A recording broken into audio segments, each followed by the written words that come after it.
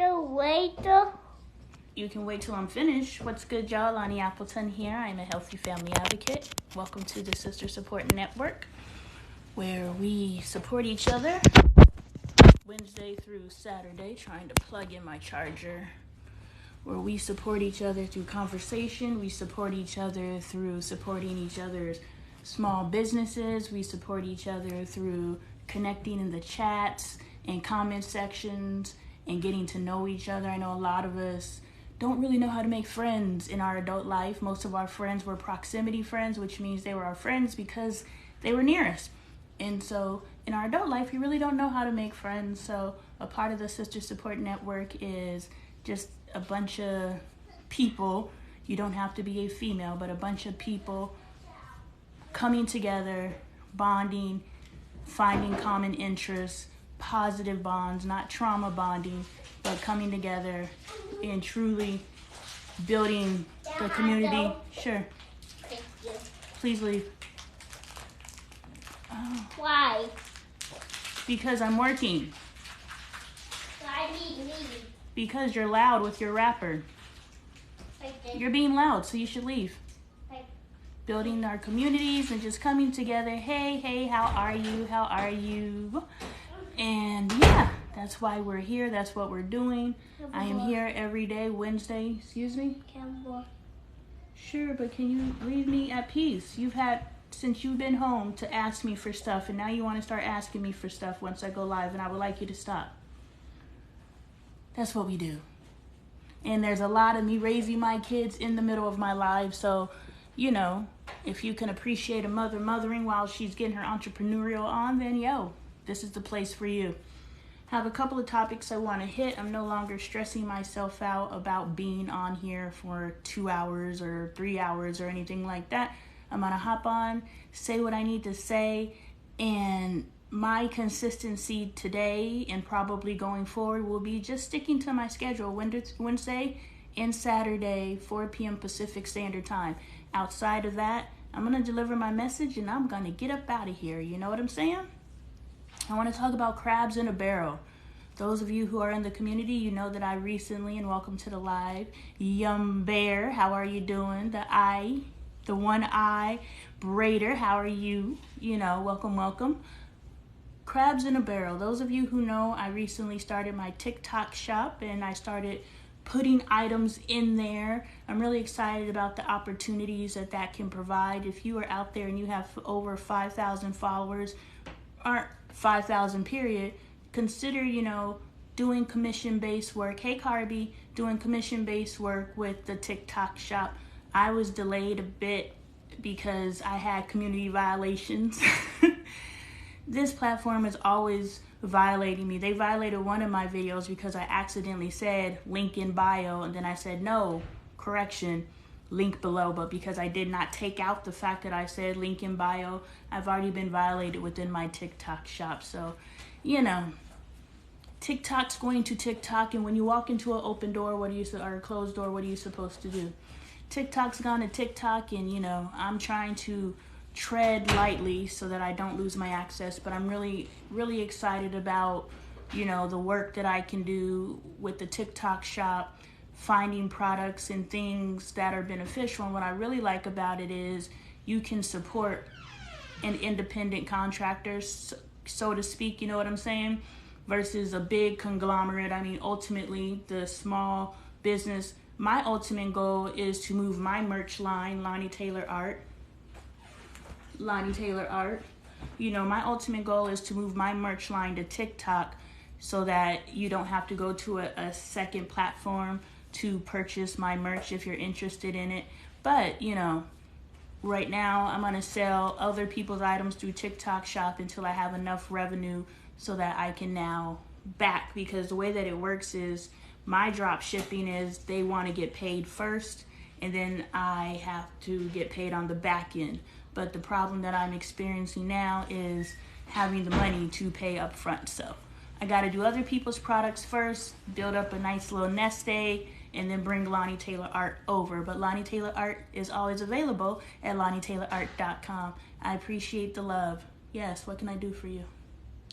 And it cannot wait until I'm finished. I'm asking. You've already, what can I do for you? Are you alright? Yes. Oh, thank you. All right, let's see what Carby is talking about. I'm having a headache and proof you popped up in like thank you spirit because I needed this. Aw, you're welcome, Carby. We gonna chit chat about something. I am telling friends if we have the same products, they can stitch my video to push their commissions. Oh, so you got set up? Good.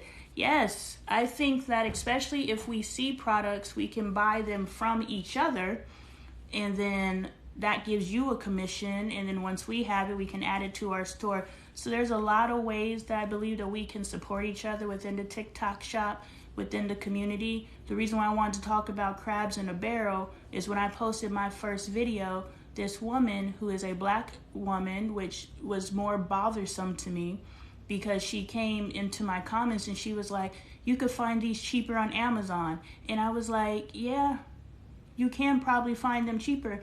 Matter of fact, within the TikTok shop, I saw multiple options for the exact same pair of shorts. Some were $5, some were $15, some were $23. But I also am very much aware that you get what you pay for. So I went with the option that was a bit more pricier. But what I'm saying is, why would you come into another black woman's hustle and say you could find what this black woman is selling at a cheaper place? I can understand if your purpose was, and I'm going to give the benefit of the doubt to this individual, but I understand if your purpose is to let people know that there is a cheaper option out there. I can understand that, but this individual isn't a member of the community. They probably didn't even watch the video to figure out what's going on, and you made it your point in life to come into another black woman's hustle where she is trying to provide for her family and support herself and create her a new space for herself and comment on her video, you could find these cheaper somewhere else. What was the point? To me, that is crabs in the barrel mentality. To me, that is you see somebody trying to do their own thing. So, oh, girl, I don't know nothing about a goal. To me, that is going into somebody else's space and just trying to tear them down. And I think that's crazy because I don't think that I don't even see where my goal could be. Support a nonprofit, comment, flip camera, mirror your video. How do I post a goal? Next time I will post a goal. A video about goals and editing. Yeah, girl, you know I don't know how to use this box. I just push live. No, I'm not set up, but it gives them a review on a bigger size and a smaller size. Right, I reviewed face paint from Temu and Amazon, and honestly, I paid extra for a brand logo from Amazon. Posts like dinosaurs and something, you gotta make me do your videos. It should be at the top of your screen, a blue box. I'm not sure, but let me stay focused, because you know if I lose my focus, it's gonna go crazy, and I'm trying to stay. It just was disheartening. It wasn't surprising. It wasn't surprising, and that's the unfortunate thing. Hey, with the gummy bears, I appreciate it. Tastes so good. It should be at the top of your screen, a blue box. Rawr. You know, it wasn't surprising because historically, we try to bring each other down. And I'm not sure the motivation. I've never been an individual. I'm definitely a person who has experienced jealousy. I'm definitely a person who has looked at other people and be like, why them and not me? Now, I haven't looked into space like tear them down and lift me up, but I've definitely been a person where I'm just like, when's my time going to come? When is my opportunity? So I can own that I've been that person, but I've never been a person where I'm just like, I'm going to tear somebody else down. And in the tearing somebody else down, it's like, why? What is the benefit to you?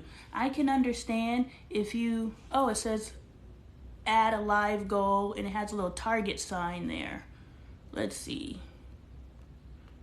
Confirm. I'm pressing hand hearts. How do I gotta hit the pencil.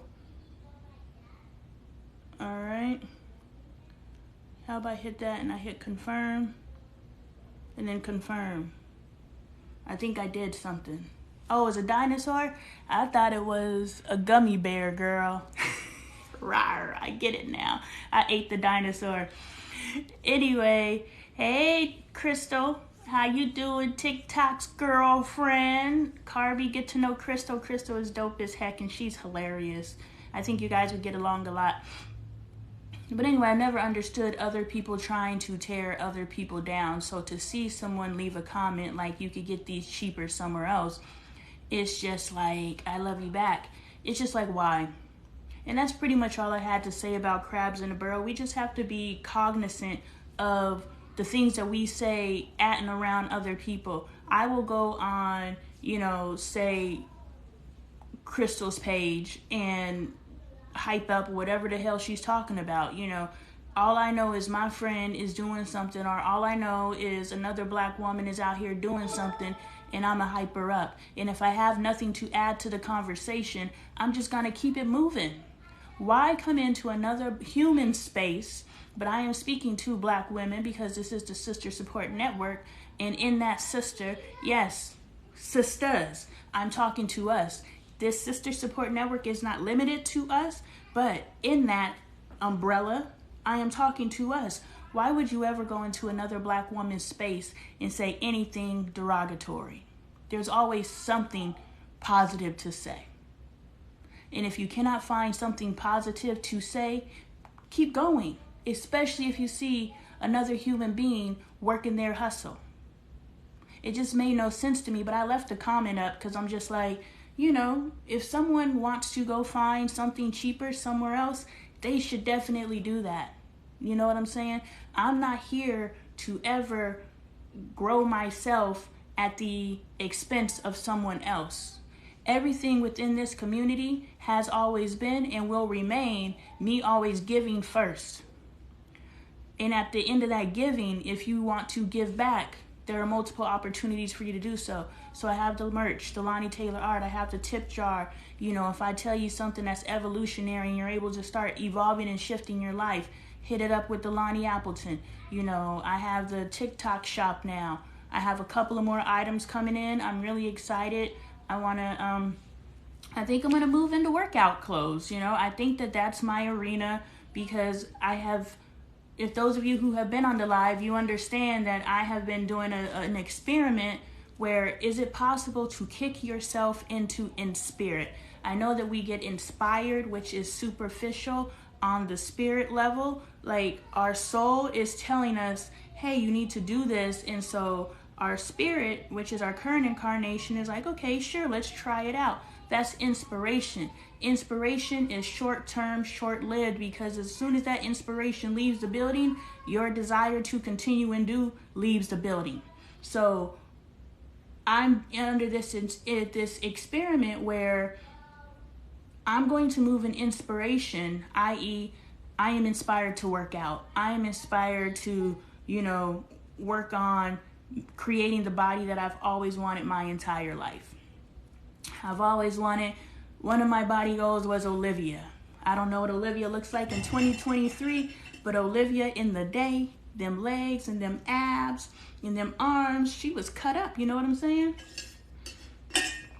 So I'm finally to a weight where I can actually see my muscles starting to pop underneath, because my body fat is finally down. So I don't even think it's a weight thing. I think it's a body fat thing, but my body fat is finally to a place that I can see results, because something that has always been, a deterrent for me, or something that kind of stopped me from keeping going, was the fact that I'm doing all this work and I'm not seeing any results. I'm disciplining myself, which is really me just restricting myself from doing the things that I want to do, and I'm not seeing any results. So I always quit. But because I'm now at a workable frame, a workable body fat, now I can work out, and I'm actually starting to see my legs kind of lifting up. I'm starting to see my booty not, with the extra, about it. It's trying to perk up. I'm starting to see the definitions in my arms. So that's encouraging to me to keep going. And so the experiment that I am presently conducting is, can you move yourself from inspiration to in spirit? And I know that the language that is commonly known and received would be creating a habit.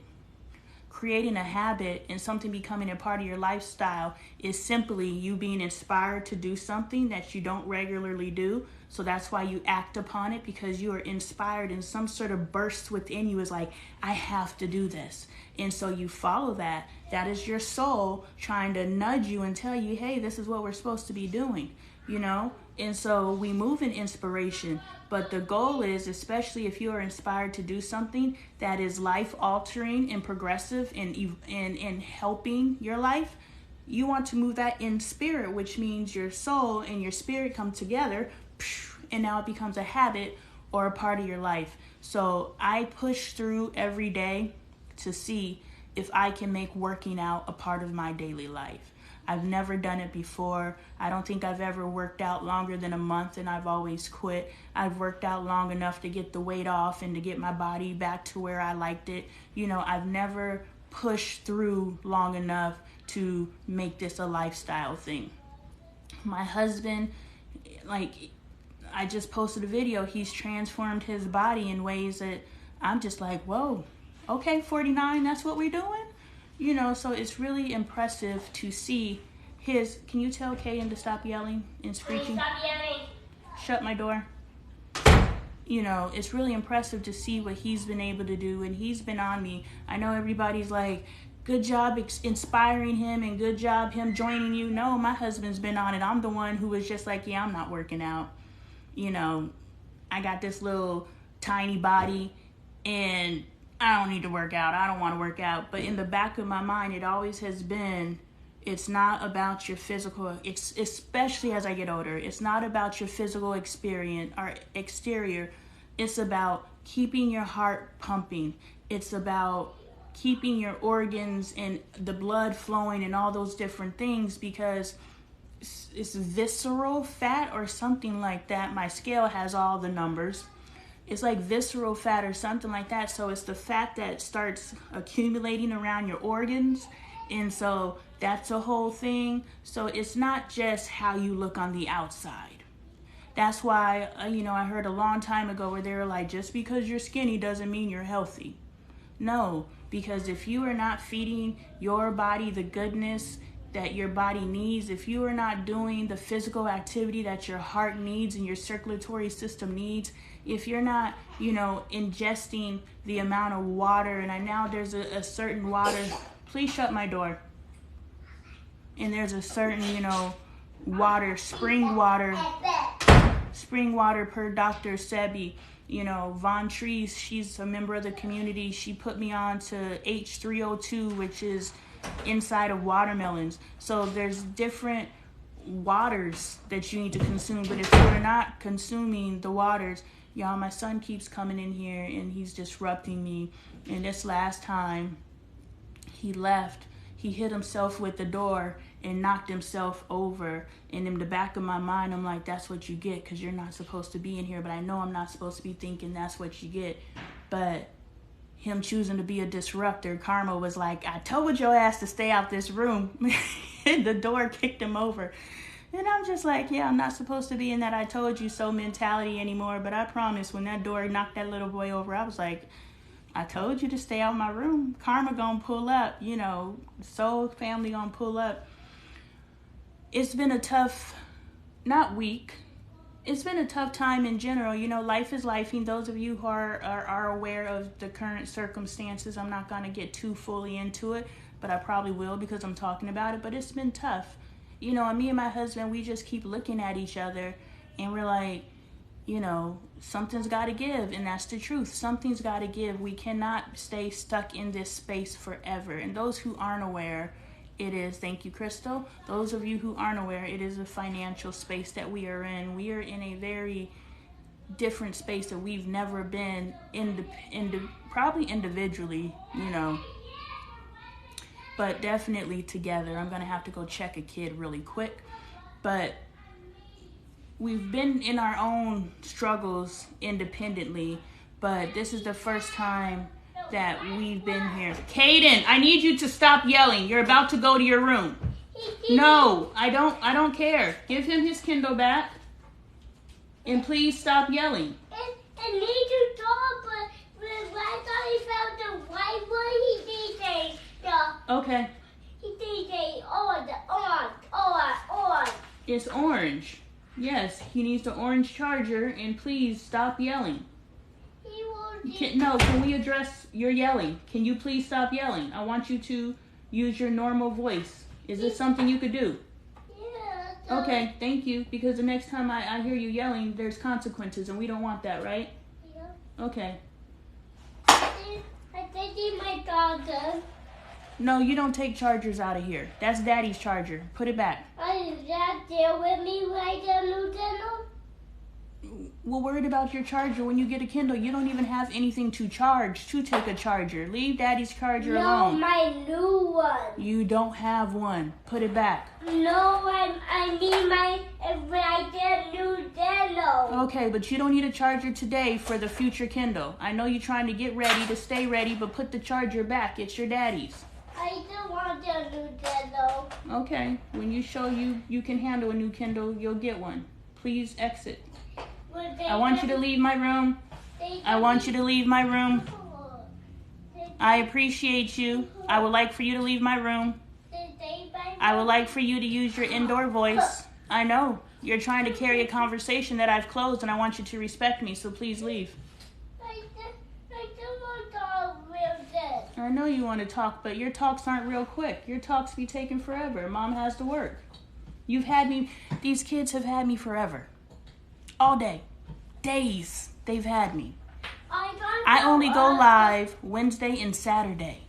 But they wait until I go live to now they need to talk to Mom. It's frustrating, but I'm learning to go with the flow. I was doing yoga today, and I was just like, I am peace.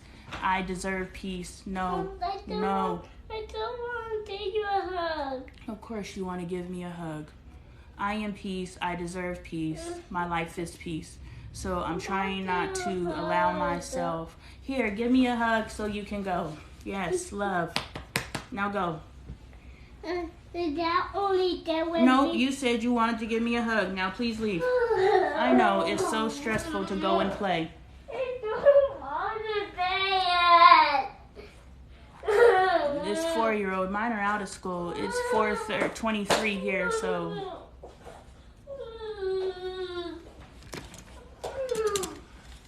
Do y'all see him? Please leave. That only do with me like a Nintendo. Oh man. Yeah, this is something. So anyway, Kaden, I don't want to raise my voice at you, and I'm working to have patience with you. But I would like for you to leave my room now.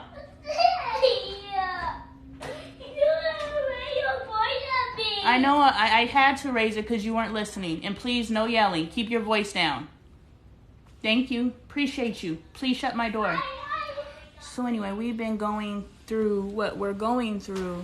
And one of the lessons that I received from what we're going through, and this is something that I wanted to put out there, because everybody's not going to get the opportunity to be flat broke before the financial blessings come in. And I've said this on multiple occasions. I am vocal about this and sharing this experience with you guys, not because I'm like, woe is me.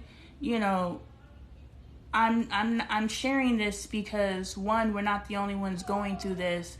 And as I demonstrate through working with my children, as I demonstrate conversations with my husband, as I demonstrate all of these things, okay, what else can we demonstrate that people go through? What are the biggest things that people have issues with?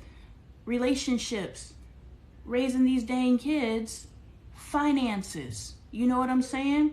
And these are all things that I am experiencing publicly. So I'm not saying all of these things for any other reason, but Spirit said you need to go through this publicly so that you can show other people how to go through this.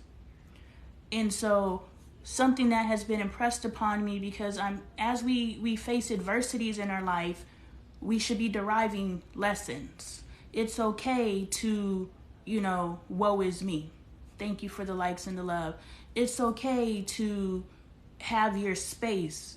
It's okay to experience an emotion.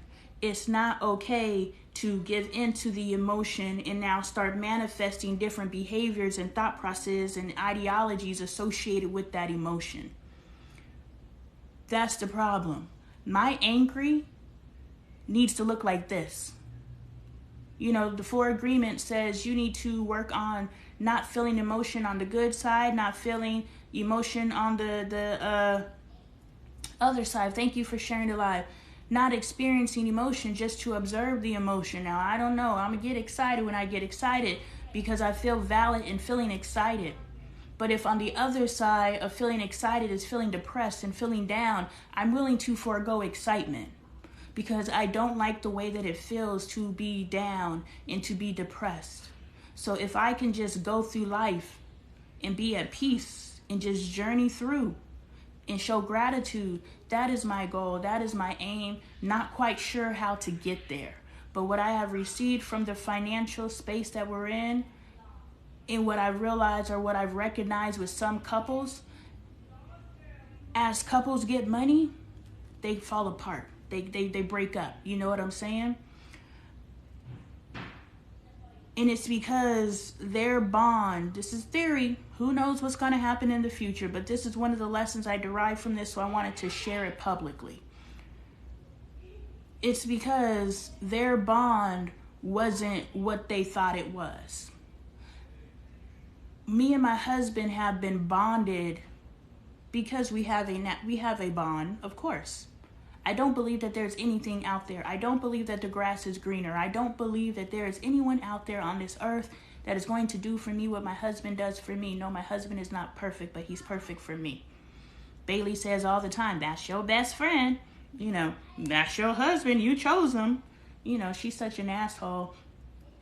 But yes, I'm flawed. My husband's flawed. That's not the argument here.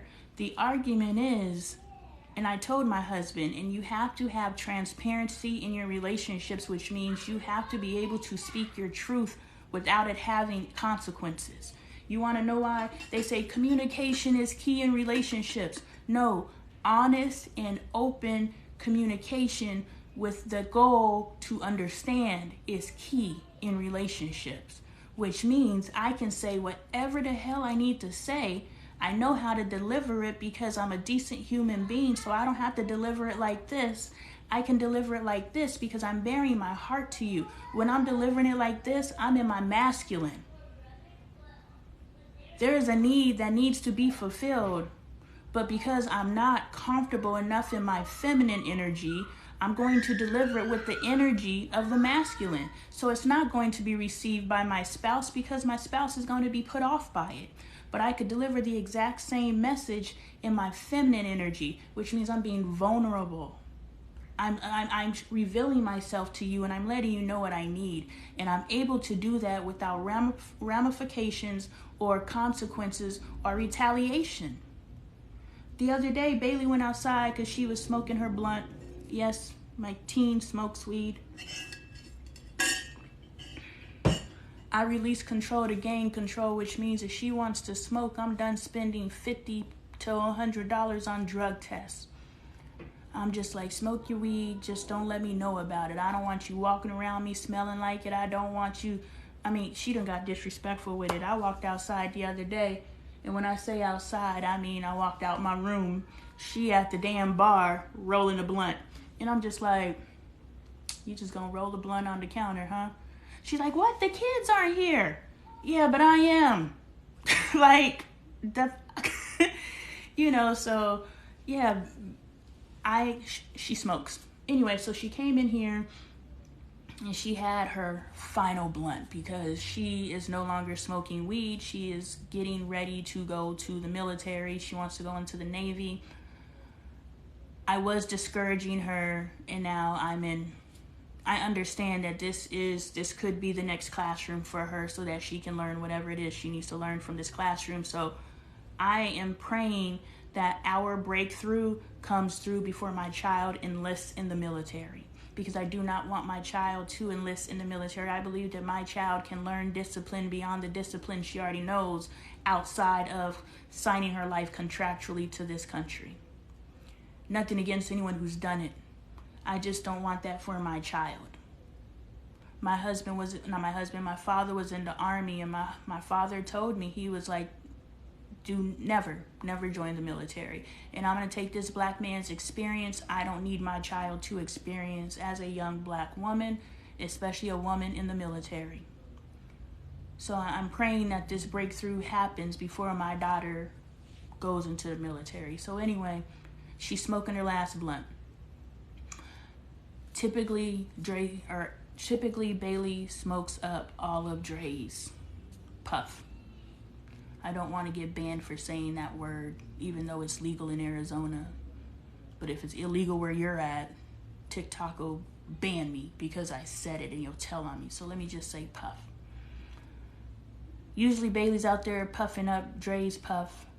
And so when Bailey comes in here and she's talking about, she has it in her hand, and Dre's like, oh, you about to go outside? We going outside?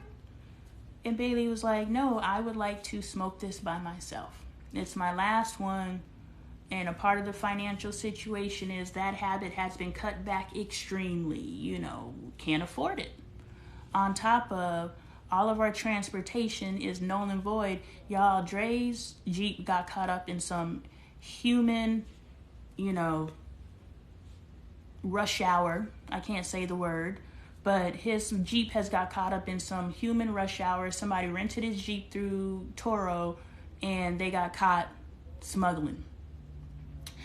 And so his truck or his Jeep has been sitting in a tow yard for damn near a month now, because Turo is dragging their damn feet to go get this dang Jeep. So we can't drive either of our trucks right now. And now the Jeep is in Douglas, Arizona, and it won't start because somehow the police disabled the Jeep. So now the Jeep has to be towed from Douglas, Arizona to Phoenix, Arizona to the Jeep dealership, but Toro is not handling the business. I'm just like, are they not aware that it costs money every day for your Jeep to sit in this tow yard? But on the flip side, it's just like Turo will compensate my husband. Maybe the blessing is in the compensation on the back end, but in the meantime, can't nobody go nowhere. I need to get to the Goodwill so I could buy Michael some damn jeans because all his jeans are too small. I can't even get to the Goodwill. I have no transportation. And my needs not so much that I will catch a bus, and the Uber charge would just be unnecessary at this point. So I'm just kind of set down right now. God is sitting me down and saying, be still. And it's so... I don't know. But back to Bailey and Dre. Bailey is being assertive, and she's using her voice, and she's speaking her truth. And she's like, no, this is my last one. I would like to smoke this by myself. And Dre was like, oh, really? That's what we're doing? And I was like, so are you going to respond to her with retaliatory energy, i.e., because she doesn't want to smoke her last puff with you, next time you have some puff? Thank you, friend. I appreciate it. And I tell you, Job, this is a Job situation right now. I don't know if you remember, like last year I was laughing at the Job story, and now I'm Job. I'm Jobina. I'm Jobina. I still think that story is ridiculous. God and the devil wagering over somebody's life. I think that's ridiculous that they played with that man's life. But when I tell you I am being stripped down to the white meat, God's like, you gonna have faith or you gonna have faith. Poor Job, he was just minding his business. God and Satan sitting up there smoking some puff, like, I bet you, because it's from the earth. If God made the puff, then I think God probably partakes in the puff. They up there smoking the puff, and they're like, yo, I bet you I could get him to curse you. And God's like, nah, Job, we talk about the same dude. Nah, you can't. And they ran that man. Ran him for filth. And he never cursed God. So, big up to Job. I've cursed. This is my fourth Job moment. And all 3 times I've cursed God. This is the first time that I've gone through a season like this and I haven't cursed God. I'm just like, okay, God, what do you want from me? What do you need from me? Help. They say we have guardian angels and all you got to do is ask for help. Help. So I asked Dre, I was like, are you going to respond to her retaliatory, like tit for tat? He was like, yeah, blah, blah, blah. I was like, don't do that. I was like, she should be able to experience her last of something independently. And I was just like, just because you choose to share everything with everyone, just because you choose to give your last to someone, does not mean that someone is wrong for choosing not to share their last with you. She is choosing to enjoy her last of something. And I'm proud of her that she used her words and her language and she didn't sit and resentfully share with you. Because something my daughter asks me all the time, she's like, why do I always have to look out for other people? Why do I always have to share with other people? I want to be selfish sometimes. And I was like, okay, and that's cool. So she was able to be selfish. And I respect that for her. And I had the conversation with Dre. I was just like, just because she's choosing to look out for herself, why do you feel that you need to respond to her with, okay, next time I'm going to look out for myself? That's why we come into these spaces and into these relationships, into these friendships. When someone does not comply with our requests, we automatically are planning for the next time. And that's something that I had to recognize so that I can get out of throwing these tantrums when I don't get my way. And we all throw tantrums when we don't get our way. Our tantrums just look different. Oh, girl just got hit in the face with a brick because some dude asked her for her number and she said no, and he threw a tantrum. His tantrum manifested with physical violence. So we all throw tantrums. And it has been brought to my attention how I throw tantrums when I don't get my way. Someone told me I am in survival mode. I am fight or flight mode, which means soon as I don't get my way, my natural response is to flight. Oh, you don't move like I want you to move? I'm out. And so that loops back to, but the thing is, he said that in anger, but in reality, he needs to lesson in that. He needs a lesson in that. He did. And, so I pointed that out where I was just like, I just want you to be aware of what you're doing. Now, if you choose to move that way, then that is your choice. But I think maybe you're not aware of what you're doing because it's so commonplace. It's so common for someone to do something that offends us and we're already plotting the next time we're going to offend them. Oh, you ain't going to get the leg up on me. You ain't sharing your puff with me. Next time I got some puff, I'm going to be like, you can't have none. No, that's not what we do. You don't change who you are at the core just because someone did something that you don't necessarily agree with.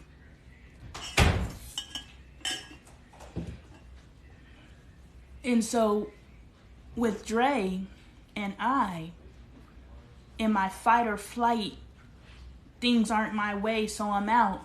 Crystal's known me for 4 years, and Crystal knows that how many times I've said I'm getting a divorce. And I posted all the time. I made a video. I meant it this last time. This last time I posted my video where I said, because we are evolving differently, like I'm aware now, before I wasn't aware to see that we're growing apart. But in this actively progressive moving towards what I identify as love, and it feels good, it feels progressive. Our kids are no longer being torn down with our words. Our kids are no longer feeling a certain way. Angel just told me the majority of the time she doesn't like me. And I was like, you know what? I'm happy you feel at peace enough to tell me the majority of the time you don't like me. And you telling me the majority of the time you don't like me, I think that's an upgrade from you not liking me all the time. So I'm making progress. And so when we went through that, I was just like, look, this family is going this way. And if you want to stay here, then our family may separate. And I'm at peace with that. I want you this is forever, but if it doesn't happen to be forever because you're unwilling to evolve and change as the family evolves and change, it is what it is. You ain't going nowhere. Me and Dre stuck to you like, what does that say? Barnacles on a whale.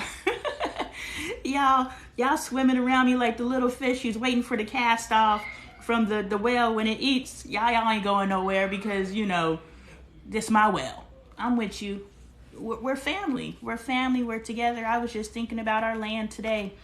And I was just like, Crystal gonna be over there tired of them damn kids. And I'll be tired of all them damn animals. But you gonna be in the property somewhere. You always have a home with me. Shoot, you got the land. We need to move our asses to Atlanta. But anyway, I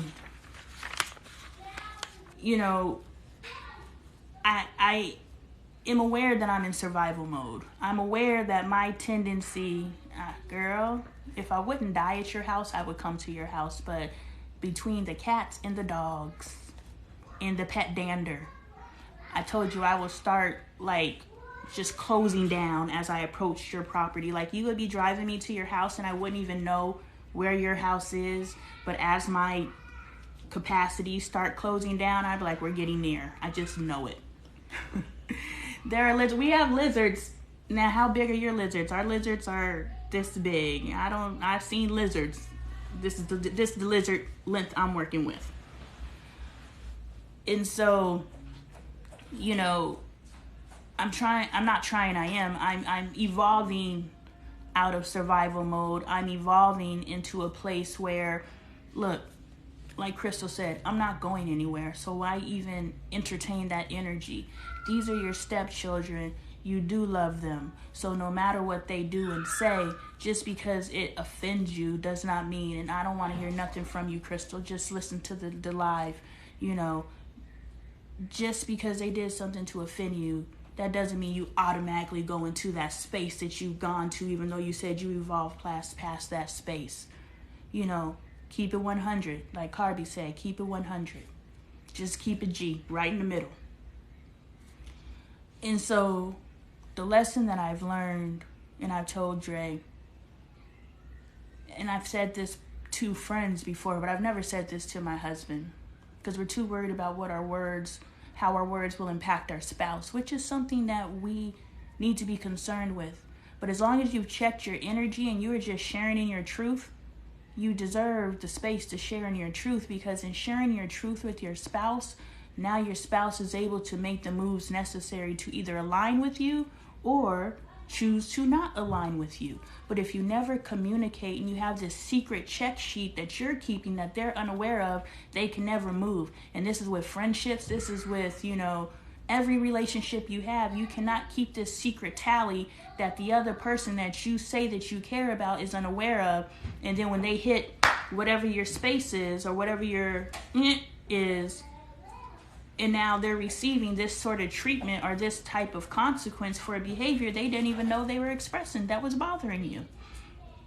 So it's open, honest, clear communication with the intent to understand that is necessary in relationships.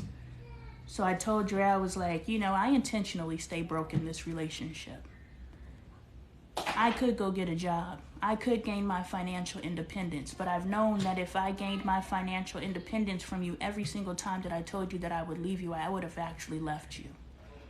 The only reason why I haven't left you is because I don't have a way to leave you. And so where we're going financially, I will have a way to leave you whenever you upset me. But that's why God revealed to me that I was in survival mode. That's why God revealed to me that I was in fight or flight mode, and I chose flight, not fight. All of this is revealed to me, so now I become aware that as strong of a bond that I thought my husband and I had, we really don't have that strong of a bond. Because the only reason why I have not left, I cannot speak for him, but the only reason why I have not left is because I cannot afford to leave. And I recognize that. And so that is a control that I put in place for myself. Remember, if we're trying to change a behavior, or we don't even know to change the behavior because I'm just now learning how to change the behavior, but I became aware of the behavior years ago. I became aware of the behavior years ago because I was like, man, if I had the money, I'd be the fuck up out of here. I was like, but I actually love this man.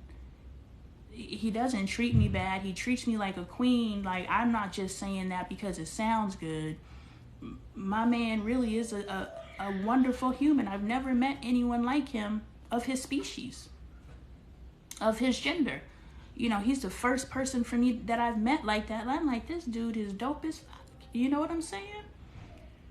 I have absolutely no reason to leave my husband, but I would have left him because he upset me. And because I know that, and I don't have the self-control to not react, and I didn't understand what was going on, I purposely, please stop, I'm working. I purposely kept myself financially unable. No, I want you to leave. Unable to leave this relationship. Hey, Mom. And so in this season, I like cooking. I want you to leave now and do not come back. Lock my door. And if you go out there yelling, we're going to have a problem. Oh my God. And so I apologize. And so he just is going to yell. I miss the old regime because the old regime would have snatched his lips off of his face. But, you know, the new regime is just like, breathe deep, Lonnie. Breathe deep. It's not that serious. Ugh. If my father... You know, I actually used to say that. I was like, man, I don't believe the parent I'm becoming. But I'm proud of the parent that I'm becoming. I understand the parent that I'm becoming. I understand the space that I am creating. I can't necessarily correct my kid behavior. That's what Dre said. I need to put a light up so people know I'm in here working. But how many times these kids got to come in my room and see that I'm working to know that I'm working? They just want attention all the time.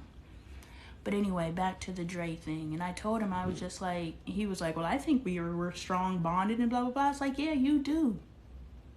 And the thing is, while we're in relationships, we're like, this is my experience, so this must be my spouse's experience. And Carby, I'm going to get to your comments in a second.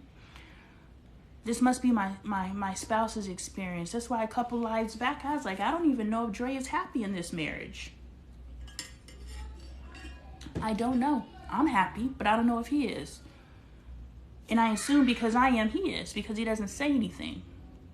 But I actually had to ask him. I was like, are you happy? Because I know there was a time where you weren't. And he's like, yeah, I'm happy. I was like, okay. So we've done some work, and now you're better in this space, and that's good. But I told him one of the lessons that we're learning from this, God removed all the finances. God removed anything that could be between us that could have bonded us. God removed the finances because my husband believes his value, and this is a conversation we've had. My husband believes in his value and his ability to provide. A man is supposed to provide, and if he's not providing, what is he?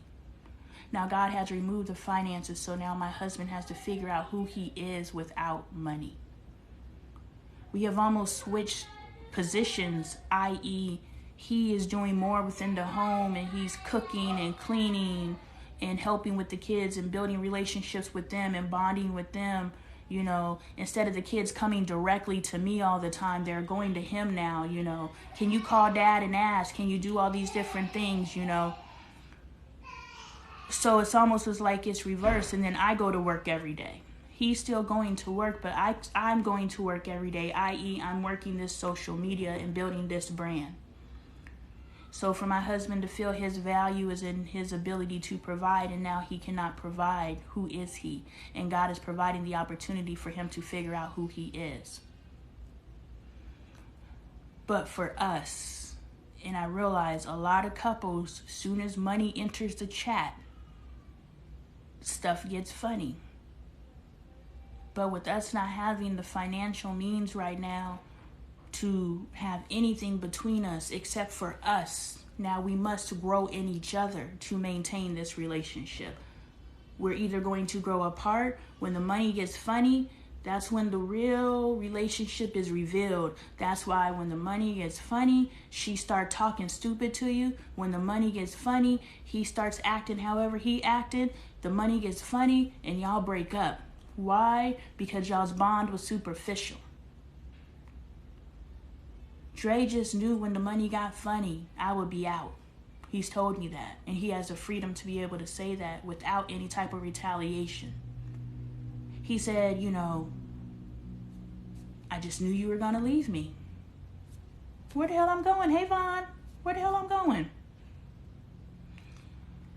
I was like, no matter what I say, i.e. I'm getting a divorce. I want a divorce. No matter what I say, I'm not going anywhere. You're mine and I'm yours, period.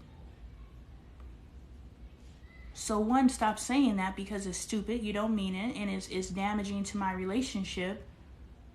But two, what are some things that you can do within yourself to bond deeper, to move closer? And now that you realize that God has removed the finances from between you, so now there's no buffer between you, which means all you have is each other. We went to Jamaica broke, and we had the most fun we've ever had on a trip. Because usually when we go on trips, we balling out. Day one, balling out. You know, this time we went out there and all we had was each other. And we found joy in each other. And so in this season, we are finding joy in each other. And we're lifting each other up. And we're keeping each other bonded. And we're doing what's necessary for us to become one. And I know this is necessary because where we're going financially, Dre could get lost in the sauce, and I know my ass will get lost in the sauce. But because we are aware of this now, and we're both able to communicate that without retaliation, fear of hurting our truth should never hurt our spouse's feelings, first and foremost. We should be able to live in our truth, because the truth literally will set you free. All those old sayings, they mean something. The truth gives me the freedom to be able to speak to my husband instead of looking at my husband like, I know all this stuff. I'm thinking all this stuff, but I'm not telling you because I don't want to hurt your feelings. I would rather you suffer the consequences on the back end than momentarily hurt your feelings in the front end. Oh, I just realized I do that like Bashar. I did not pick that up from Bashar, but I just watched a video today, and that's how Bashar talks. That's weird. I wonder if I'm channeling.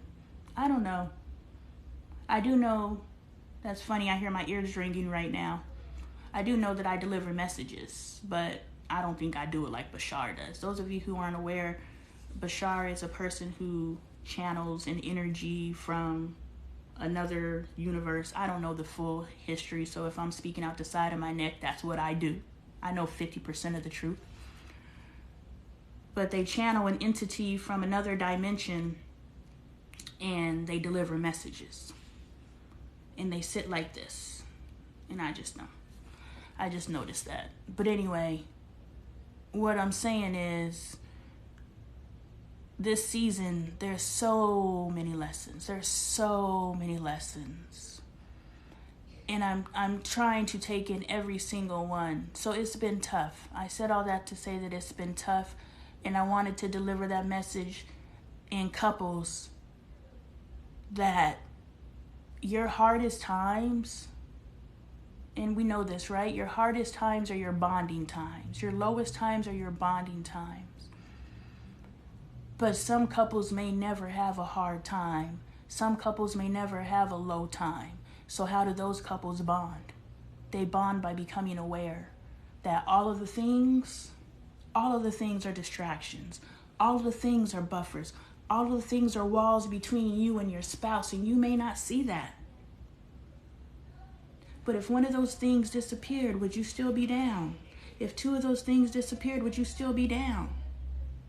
4 or 5, everything disappeared, would you still be down? Those are the questions you have to ask yourself before you're down, before you're out. And now you're looking at your spouse like you're a burden too.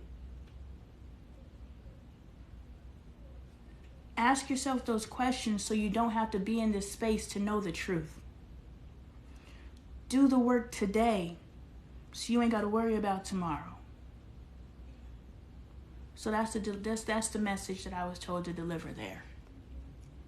All right, Carby. Let's see what sis. I honestly just can't see another person being what hubby is for me. When you find the one, like you find the one, and everybody's like, oh, the one walks on water. Man, I just learned from my husband to stop getting on my nerves. Like, and he's been the one for 6 years. I just learned how to accept him for him and to allow him the space to be himself. So the one is not someone that is perfect. They are perfect for you, and they are the person that you accept the most of their qualities of. That's my definition today. We'll see what it is tomorrow. I have my own income, but in the past, I've seen what being with someone else would be like. I'm good, girl. Because you guys have been together for a long time, so I've been with other people in other relationships and other situations, and yeah, I'm good. He's your perfect. He's not perfect, but you know what I mean. Exactly. He's perfect for me. He wouldn't be perfect, but he's never been perfect for anyone else. So when his exes come to him, he's like, oh my God, why are you with her? You're supposed to be with me. He was who he was when he was with you. Now, I have transferred enough tools to my husband, and he has transferred enough tools to me. This is both ways. But I have transferred enough tools to my husband that he's going to continue to grow and strive and evolve independently because I showed him what's possible. Once you know what's possible, it's very difficult for you to go backwards. So Dre will never go to the Dre he was before me. Dre will always remain the Dre that he is with me, and it is up to him to continue to evolve into the space where he's going to be, independent of me. But that's not guaranteed to happen with you. And the fact that I have evolved him to the space that he's at, he's probably evolved from even being in a relationship with you. If he was single again, he probably wouldn't go back to you because you cannot evolve him. If you could, you would. Now that he knows that he can link up with someone who can evolve him, he's never going to be with someone who cannot evolve him. So when his exes come up and be like, oh my God, da-da-da-da-da-da, we always call her the angry bird because she, in the beginning of our relationship, would just be talking big stuff. All of his exes don't like, no, I went to his friend's wedding in Gary. No, it was Indianapolis, but he's from Gary. And everybody went over to the wedding. And all his exes from Gary, they was all hugging me and be like, oh, girl, thank you. Oh, girl, I'm so happy. I love you. And da-da-da-da-da. Because Dre talks about me all the time like I talk to him. I don't say my husband. I say Dre. Y'all know Dre. Y'all don't know my husband. He has a name. And so everybody's just like, oh, Lonnie, it's so great to meet you. Thank you for being in his life and helping him. And da-da-da-da-da. Like his exes from Gary, but his exes from Arizona, them just don't like me. Why? Because they believe that I'm living their life. They believe that the Dre that I have, the Dre that I manifested, is the Dre that they would have. But if that was the Dre that they would have, that's the Dre that they would have. Women need to stop being disillusioned and believing that the man that someone becomes with another woman is the man that they can have. No.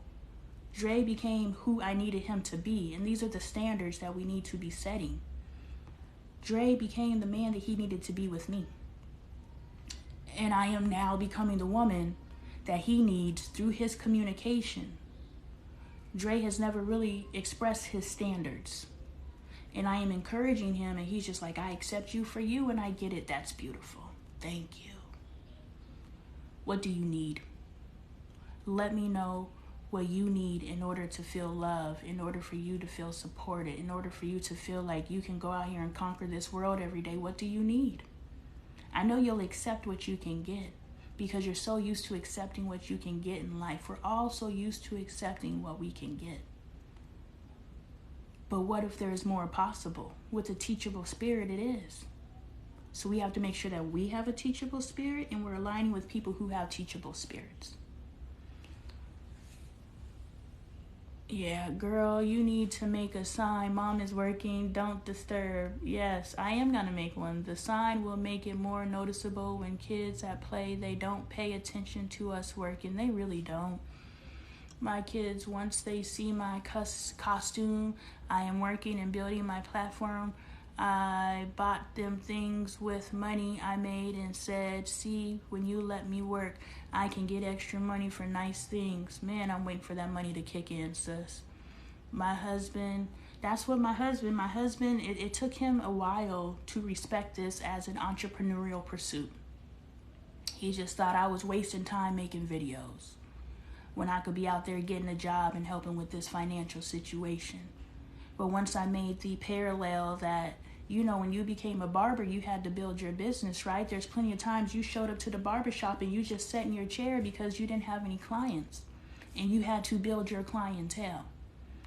I'm building my clientele. And once I framed it that way, he began to support what I'm doing here. So he has been, to your point, I'll believe it when I see it. I was like, yeah, me too. But I have to believe it before in order to get to the point of seeing it. Somebody's got to have the vision. And if the other person doesn't necessarily have the vision, but they believe in the person, then they have to allow the person who has the vision to be able to pursue the vision in peace. The problem is one of us has a vision and the other one doesn't have it, and so they're sitting there in our ear all day and all night. Don't you know I'm in my own ear all day and all night? Don't you know I'm looking at these numbers and I'm trying to figure this out, if I'm trying to figure out if I'm wasting my time when I'm supposed to be at the goddamn CVS? How may I help you? I don't know, but I feel that I'm doing what I'm supposed to. And you guys come to me all the time and you're like, thank you for your content. Thank you. You're helping me evolve, and thank you. I appreciate your content. It's top notch, those types of things. So I feel I'm doing what I'm supposed to be doing. But when you got a spouse like this and you got your own like this, where's the peace in the vision? So your spouse has to know enough to shut up, and you got to work through your own stuff to shut yourself up so that you can peacefully pursue whatever it is that you're trying to pursue. Not you're trying to, you are actively pursuing. And I love watching you build your brand, Carby. I love watching you evolve and become who you are becoming. I love it. I love your story times. I love your cooking. I love your plating. Whatever you're cooking, I don't know how it tastes, but it looks delicious. I love all of that because you are becoming who you are to become. And I pray for your peace as you build your brand and you become who you are becoming. And as I become who I'm becoming, y'all already know, Sister Support Network, we are linking arms and we are rising together. So as I rise and my platform grows, I'm mentioning Von Treese is one of the reasons why I changed the way that I eat. Von Treese, it's Von in here, but Von Treese is a true supporter. She gonna come in and she gonna let you know she's here. Von Treese has spoken life into me. Von Treese sent me $20 so I could buy some new white candles because she said Spirit told her you're supposed to be at your altar and I want to make sure that you were capable of doing so. And I heard you a couple lives back said you don't know if you could buy new candles. So here's $20, go buy your candles. Why wouldn't I link arms with Von Treese? Why wouldn't I tell you to link arms with Von Treese? Because what I received from her isn't just one-off.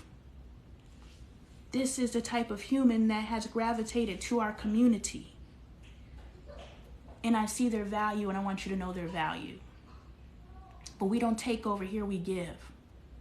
So we're giving right back to our sis. What does she need? And as I rise, I link arms and we rise together. Carby is an amazing storyteller. Carby is an amazing cook. Carby is an amazing mom. From the outside looking in, I don't know what's going on behind the scenes, but the conversations and the things that she says, you can tell how someone gets down if you just listen to them. Carby's out there figuring this world out. Carby is filtering through the bull crap and figuring out who she is in spite of. Carby started calling her husband out like, look, you ain't showing up for me the way you need to show up for me. And you better figure this shit out.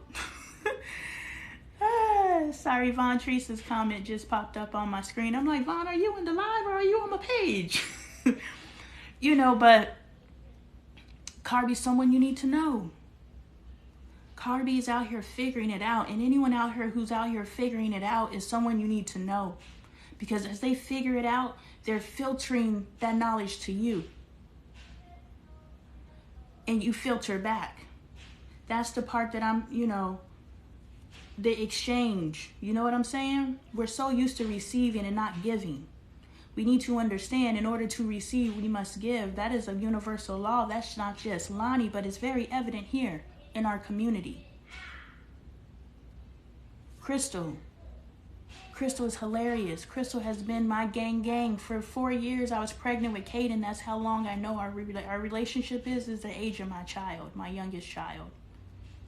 Crystal is an amazing human being. And she's out there figuring life out too. And she gonna make you laugh along the way. All of the ladies that are here and present in our community are wonderful, beautiful human beings that I have chosen to link arms with. So, as I rise, we rise. As you rise, we rise. We're looking out for each other and we're building each other up, whatever that looks like. My husband chuckled because that's how he feels about me. I'm not going nowhere even when I'm mad. Yeah, we say the craziest stuff. I'm committed to no longer saying those things. I don't know how it's going to work out, you know. But I understand why I've said those things in the past. And so I'm cognizant. I have enough self-control and self-awareness that even if I do say something like that, I know that I can immediately apologize and say, you know what, I didn't mean that. That's an old reactionary behavior, and I'm evolving past that. I apologize. I love that date night is so essential. Girl, date night is right here on this bed. We ain't been out in so long. I was thinking the other day, I was like, our whole relationship is built on we like to eat. But we're stuck in this goddamn house. I was just like, man, I cannot wait. We both were like, you know, I can't wait to eat crab. I was like, I know, I can't wait to eat crab. And I'm going to go get the fattest crab, king crab legs as I can. Because we cooked crab at home. Carby, you got to do a video. We cooked king crab legs in the house. And it seeped into the blinds. And the whole house smelled like crab for like a month. So how do you cook crab and it not stink up your house? But yeah, we both were like, man. And so we have to make date night right here in this bed. We have to have those conversations that we would typically have over a meal. We have to make those connections that we would typically have. We're not talking because we're not in this setting, because this is the setting that we talk in. So we're just existing around each other. Nah. We in this, and the same energy. I don't care if we sitting here sharing. We cut a little mini watermelon in half, and he's eating his little mini watermelon, and I'm eating my little mini watermelon, and we sprinkling it with the tahini. You know, I'm getting my H3O2, Von Treese, I'm getting my H3O2. You know, and we're eating, and we're talking, and we're laughing, and we're vibing. Same thing we would do over crab legs. So, yeah, date night's essential.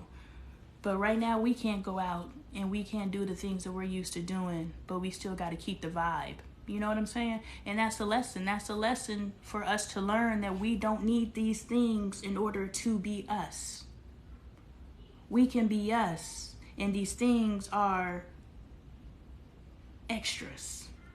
You know, these accentuate or bring something else into it.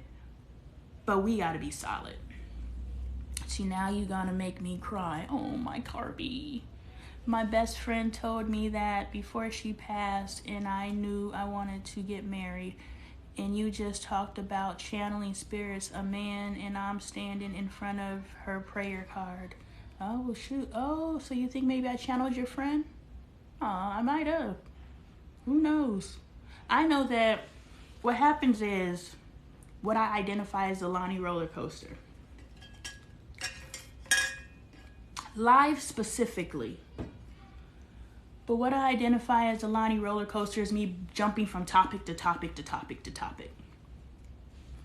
Live specifically, I know I'm delivering messages. I know that, and somebody said, Bashar said, telepathy isn't real.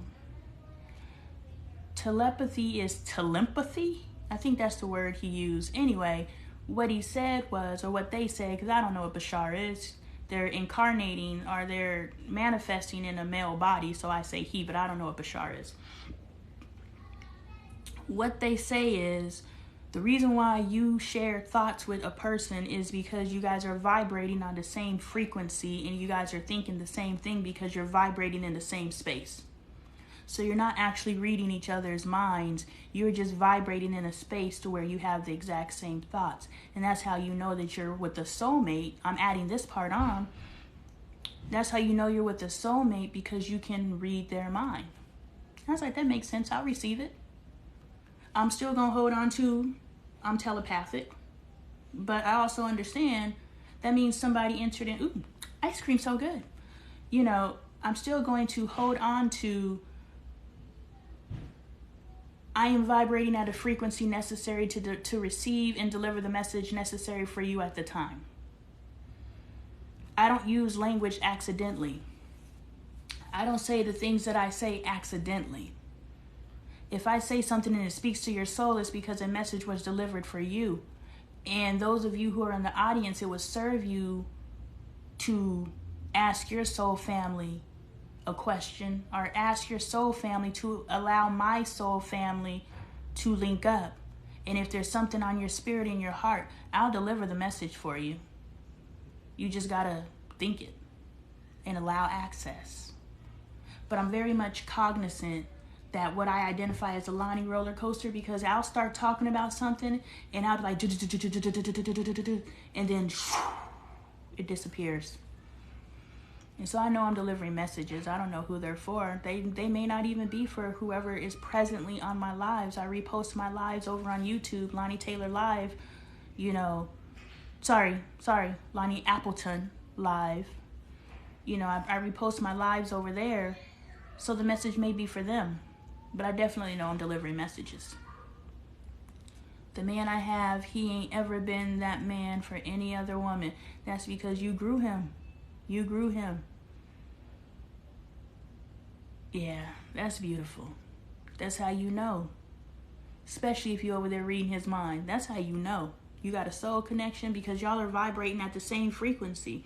Isn't that what a soul connection is? Y'all vibrating at a space where y'all are evolving together. You know, you're moving together and you're doing things together and you can read each other's mind. That's the soul connection. Let's see. When my live stream got him a full tank of gas, he was all in. Man, I need my live stream. I've made $1 on a live so far, so you know. Ghost says, oh, thank you. I never had someone turn down a plate. Man, if I was in New York, or if you ever learn how to ship. You know, I was talking about us all staying somewhere together as a group for the Sister Support Network when we start meeting up. But some of y'all might be crazy. I'm not going to sleep in a house with a bunch of strangers. I can't. Me and Crystal and Dre, we had an Airbnb the first time I met her in California. And I still was nervous sleeping. Not that I don't trust Crystal. I don't even trust my own kids. I sleep with my door locked, so I couldn't imagine sharing an Airbnb with a bunch of people I met online and being able to sleep peacefully. I'll be sitting in my bed like this. I'll bring Dre so we can take shifts sleeping.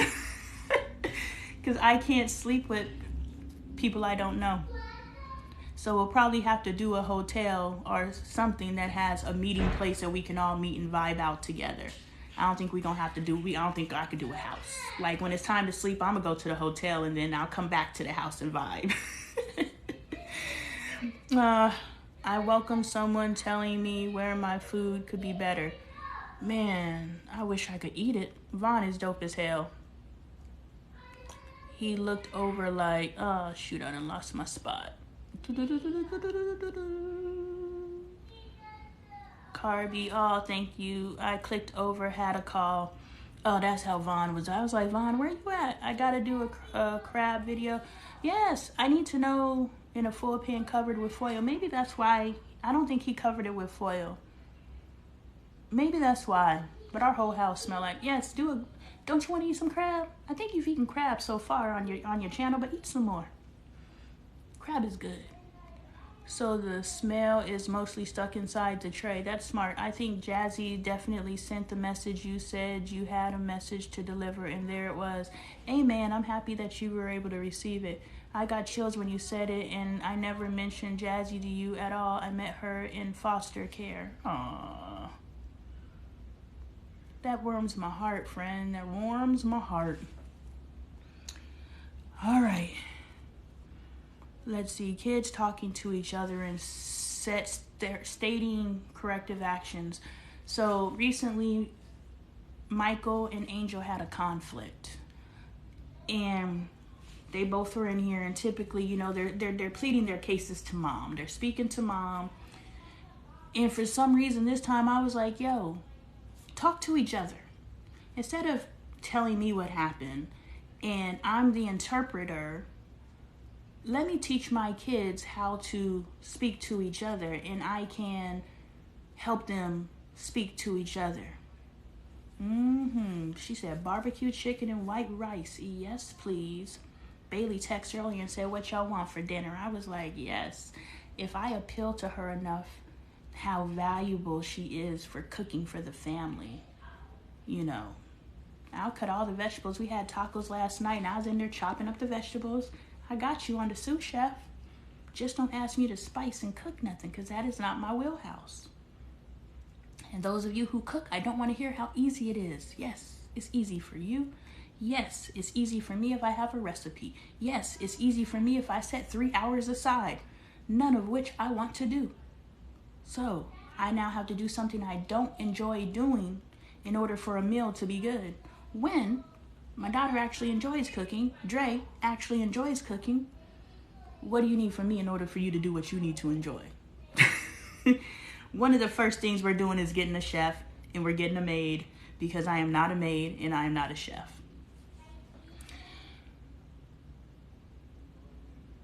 So Michael and Angel were having a conflict, and they were in here talking to me, and something that I had them do was I was like, you know what? Y'all stop talking to me and talk to each other.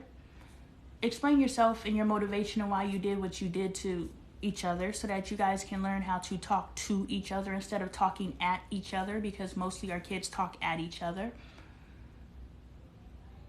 And I saw how, you know, they started creating a space of understanding of each other, even if it was superficial, because we understand that as we start a new behavior and we start evolving into a new space, it's superficial. We just doing it to do it. We don't know why we doing it. We just doing it because mom said so. But eventually, as we continue to do it, we start moving into an energy of understanding and knowing why we're doing it, and we see the purpose and the value of it. So I'm teaching my children how to talk through their issues with the person they have an issue with by simply sitting them down and saying, instead of talking to me, talk to her, talk to him. And then the other one responds and they talk. And you want to know what's crazy? And I know I'm doing exactly what I came to this earth to do. When I was in elementary school, I was a conflict resolution specialist. I was third grade. I failed the first grade. So however old you're supposed to be in the fourth grade. I was that age, and I had the little vest and the little thing that said conflict resolution specialist. So whenever someone had a conflict on the playground, I would take them and we would go sit down in the office and they would talk to each other. This is what I was either elected or appointed in elementary school. So now as I deliver these messages of how we can resolve conflicts within ourselves, I talk deeply about that in my book, What's the Best That Can Happen? Available at LonnieTaylorArt.com. Book club starting September 15th. We will discuss on our lives Wednesdays and Saturdays. as I teach people how to resolve conflicts within their intimate relationships and resolve conflicts within their friendships and resolve conflicts with their children, as I teach these things, I go back to the fact that I was on the playground in Park Hill at Park Hill Elementary School. Man, have you ever gone back to your elementary school as an adult? That building is so tiny. Old school. Like, I go into elementary schools today, and those schools are very spacious. But I went back into Park Hill as a teenager, and that place was just tiny. I was like, I remember this place used to be huge. But, you know, back at Park Hill Elementary School, I was a conflict resolution specialist, and so I know I'm doing what I'm supposed to be doing. So anyway, my kids are sitting here having this conversation, and they're building understanding, and I'm seeing it. And they're saying, okay, how can we move forward effectively together? And I don't remember why the conversation got kicked up, but Angel was like, I need to start getting to school on time because I have a job to do at school and I need to be at school to do my job. And Michael's like, okay. I was like, Michael, do you understand that you need to start going to bed sooner and you need to start waking up, because you choosing to not wake up in the morning is delaying Angel from something that she needs to do, and you care about what Angel needs to happen in her life, correct? And he's like, yeah. And he spoke his words, you know what I'm saying? He didn't just say yeah, but he spoke his understanding. We have to make sure that our children are speaking their understanding. They are confirming. Thank you for the love, Vaughn. Thank you for the love, guys. We have to make sure that they are understanding, because something that I've noticed with my children is they will say yes even though they don't understand. And children who say yes even though they don't understand become adults who say yes even though they don't understand.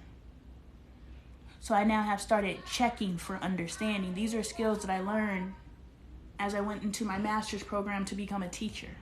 Check for understanding.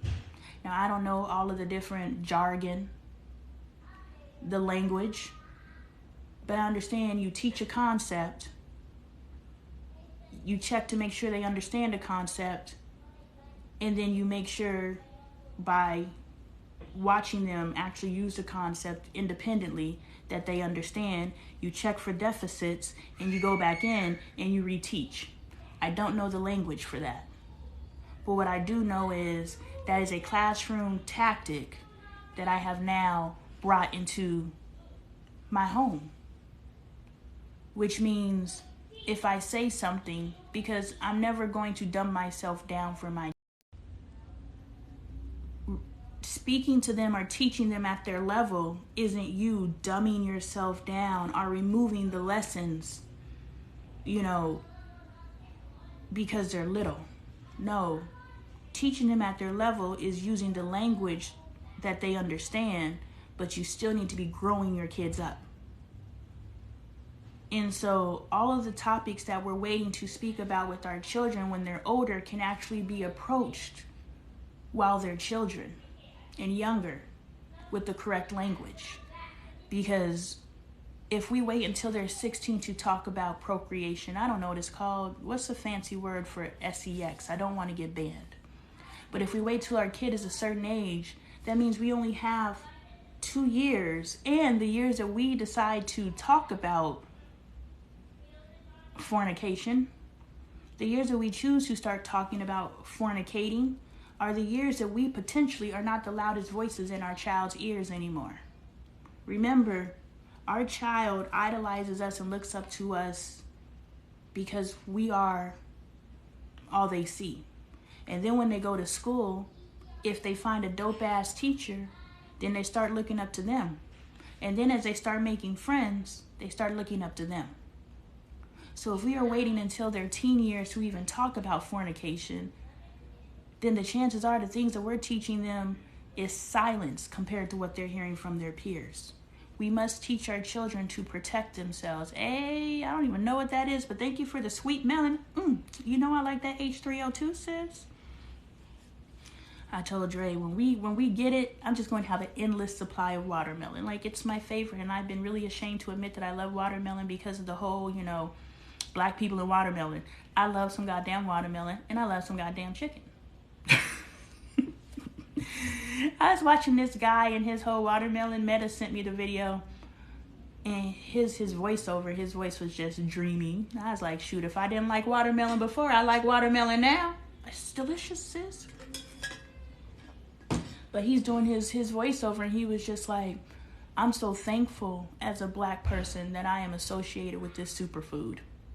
And then he started laying out all the benefits, and he like grinding up he's shaving it. But I seen one chick who don't even shave her watermelon, you know, and then grinding it up and drinking it. I'm curious, we have some watermelon husks in the refrigerator, but I was trying to peel it with the potato peeler.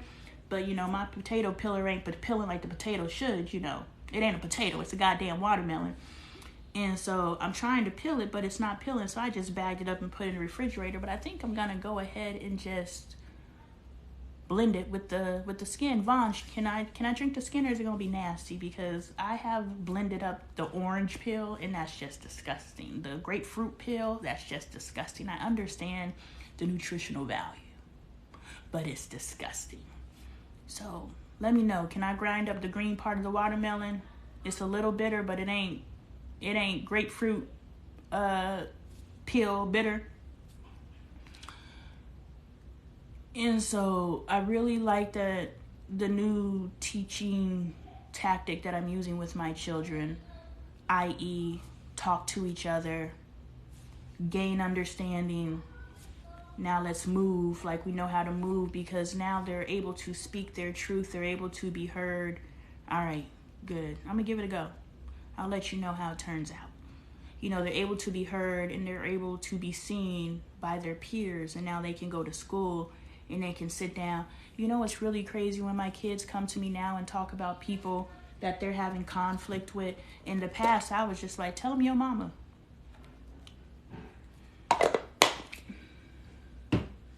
I realize I need to stop telling my kids yo mama, because why is that innocent woman being attacked? By teaching our children to say yo mama, we are teaching them to attack an innocent woman. And I know it seems simple. It seems simple. But at the infancy, isn't everything simple? The absence of respect of a woman starts with yo mama. And so when my kids come to me now and they're talking about the conflict, you know, so-and-so won't leave me alone. I'm like, why don't you turn around to so-and-so and say, why do you keep staring at me? Is there something about me that bothers you? If there's something about me that bothers you, let's have this conversation, because I don't like you staring at me, and I would like for you to stop. In the past, I would tell my kids, why you keep staring at me? You need to stop looking at me. You got a problem? Like, if we got a problem, we got a problem. So I have taught my children, I have been angry with my children because people are out there bullying them, and my kids refuse to bully back. I used to be so mad at my kids because I'm just like, these people are out here running y'all for filth, and you were just taking it. I just took it too. So why are you mad at your kids for being you? Because now I have enough courage and awareness and blah, blah, blah. So now I need to transfer to my kids. I can give them the exact same message that they can deliver. And they're now comfortable with delivering the message. One, because they can be assertive in their house and they can speak up for themselves in their home. They now can sit down and have a conversation with someone who probably doesn't know how to have a conversation. But my kids can feel empowered. My kids don't have to feel like they've lowered themselves to a standard that is beneath them. I have been telling my kids to lower themselves to a standard that's beneath them. They're like, no, when they go low, I go high. I was like, no, when they go low, we go lower. The hell? I'm going to tell you exactly what you need to do when you start with they mama. You know, so my kids taught me in that, you know, we don't have to tear someone else down. So when I talk about crabs in the barrel, when I first started this and this person came on my video where I'm talking about my shorts, and they're like, you can find them cheaper on Amazon. That's that crab in the barrel stuff that started on the playground. That started with, I'm not going to celebrate you, I'm going to undermine you. Why? Because that's just what we do. That's just how it is. And we need to do the work for it not to be that way. So I'm very proud. My kids come to me now and they're talking about conflict that they have in school. And I'm just like, yo, ask them why they're doing that. Is there something, like Angel said, there's some kid that doesn't like her and she doesn't like them, but they always sit next to her. And then Michael chimes in and is like, because he likes you. I was like, oh, see, he already understands at 6. But I was like, why don't you ask him? And she's like, there's all these open seats. Thank you so much for the love. She's like, there's all these open seats. But he always sits next to me, even though he doesn't like me. So that's when he sits down next to you and you turn around and you say, hey, why do you keep sitting next to me? Are you, why? Just ask why. Don't even lead by saying, is it this, is it this, is it this? Just ask why. Why do you keep sitting next to me? You don't like me. Stop. Okay, but it's my room and it's my time, so I can take as long as I want to. Please go play. And so, you know,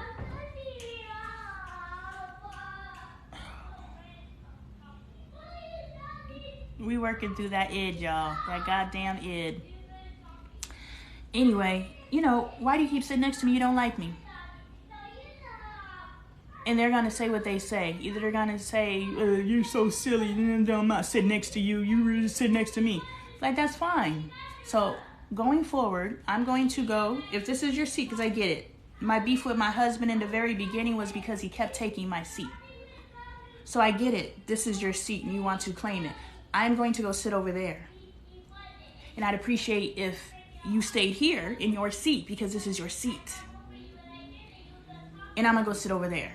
And then just get up. That was a non-confrontational situation. You released control to gain control. And you were assertive. You said, yo, you're bothering me. Leave me the fuck alone. But you said it in a way that did not put you in a compromising position. You said it in a way that potentially would not get you attacked. Because we as females have to protect ourselves out here in this world. Before that young lady got hit in the face with a brick, I watched a video where this young lady rejected this guy. And I'm not victim blaming. I'm just saying we got to make sure that we move in a way that protects ourselves. We got to tiptoe around these sensitive ass motherfuckers because they don't know how to accept rejection. Before she got hit with that brick, I watched a young lady get hit in the face with a skateboard. Because this guy asked her for her phone number. She said no. And he with the skateboard. And I'm like, damn, you can't even say no to nobody now? So now I got to figure out a fancy way, and saying you're a lesbian don't work no more. In my era, I would just grab my cousin's arm and be like, I'm with my girlfriend, and they would leave me alone, but that don't even work no more. Does your man mind if you have friends? No. Why? Why do you choose to disrespect yourself and try to be the other man? You want what's between my legs that badly that you are willing to disrespect yourself. And how many people are in the graveyard right now or in prison behind? They've never learned to accept the word no. And I'm making sure my kids learn the word no. I'm making sure my sons know what it means to, not because they hear no all the time, because just because we say no to our kid all the time does not mean that they are accepting said no. That just means that they're going to start sneaking and lying and moving in a way that they don't have to hear the word no. That just means that when they hear no, they're internalizing and bottling up, and they're moving in a way that, oh, if I could respond to your no, I would. They can't respond to your no as the child, but when someone on the street says no, now that they can respond. And we don't know what that response is going to look like. So we as females got to figure out how to dance around the subject. Giving our phone numbers and then blocking them later. Like, it's so weird. Like, it's so weird you give somebody your phone number and they call you immediately to make sure it's a real number. How insecure is that? How lame are you that you get my phone number and you need to verify it's real? Like, our boys and our men have to understand that the behaviors that they have adapted are lame as fucking. Our women have to realize, and our girls have to realize, that the behaviors that our boys and men have adapted are lame as fucking. We need to stop accepting them. Somebody who's doing this lame stuff, we need to bounce. These are the red flags we need to be paying attention to. If you are status quo, I gotta go. Period. I don't have time for your basicism. Even if I'm working in my basicism, but I identify your basicism, that means your basicism is beneath my basicism, and I am not going backwards. If I say no, I say no. And I need my children to understand when someone says no, it means no. I don't want my child to be the next contestant on Who's on Trial for Essay. I do not want my boys to be the next contestant on Who Got So Many Baby Mamas. I do not want my sons to be the next contestant on I'm abandoning my children because she don't want to fuck me no more. I desire more from my boys. And I'm making sure that I raise them. And that's when I was saying before, we cannot wait until their friends, the peers, we cannot wait till their peers have their ears to start teaching them about fornication. Right now I'm teaching Right now I'm teaching Michael respect of women because he has a little girlfriend.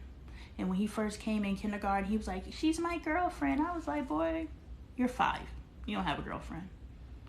But then I sat and I thought about it, and I was just like, okay, what does a girlfriend look like at 5 years old? It's a girl who is a friend. And he's seeing the value in hand holding. He's seeing the value in hugs. So he's seeing the value in just spending time and talking and playing together and sharing like interests. He's seeing that we have this in common. Now, honestly, the little girl that is his girlfriend, they look like each other. Like, I look at him and I see her. I look at her and I see him. So I just say that because I don't think it's an attraction thing like, ooh, she fine. I don't think that that's where he's at 5. His liking of his girlfriend is because they like the same things, because they have something in common. You know what I'm saying? These are all the core values that we want our relationships to be based off of. We want our spouses to want to have something in common with us. We want our spouses to be okay with being next to us without being in us. You know, we want our spouses to be okay with hand holding and hugs, and that's it. Not, oh, I came over your house, so just bust it open. You know, no. But if we wait until society gets our kids, that's how they turn out. Because that's what society demonstrates. And you know, the boys will be boys. That's what they're preaching to each other. Oh, you ain't? I need my husband. Somebody just came home. It might be Dre, and I need to unlock the door. It's Bags, so it's Bailey. We need to teach our sons to be okay with just being friends. And I get to start teaching my son at 5 years old. You know what I'm saying?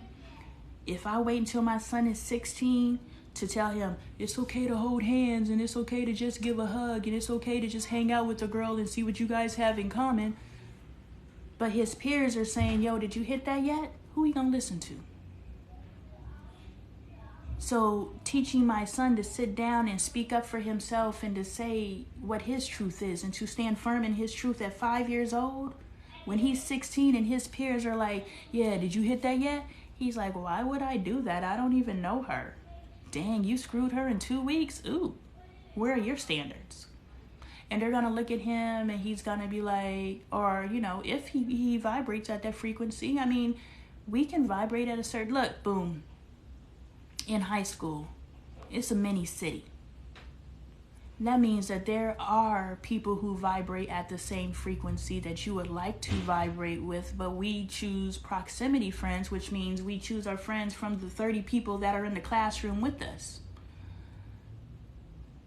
But if we looked outside of our classroom, I wonder what we could find. I'm on live. If we looked outside of our immediate circle, like my daughter works at a grocery store and the people that she is friends with are the people that work to the left of her and to the right of her. But I wonder if she looked to the back and to the front. Will she find people who vibrate at the same frequency that she does? Or will she continue to drop her vibration just to be around people?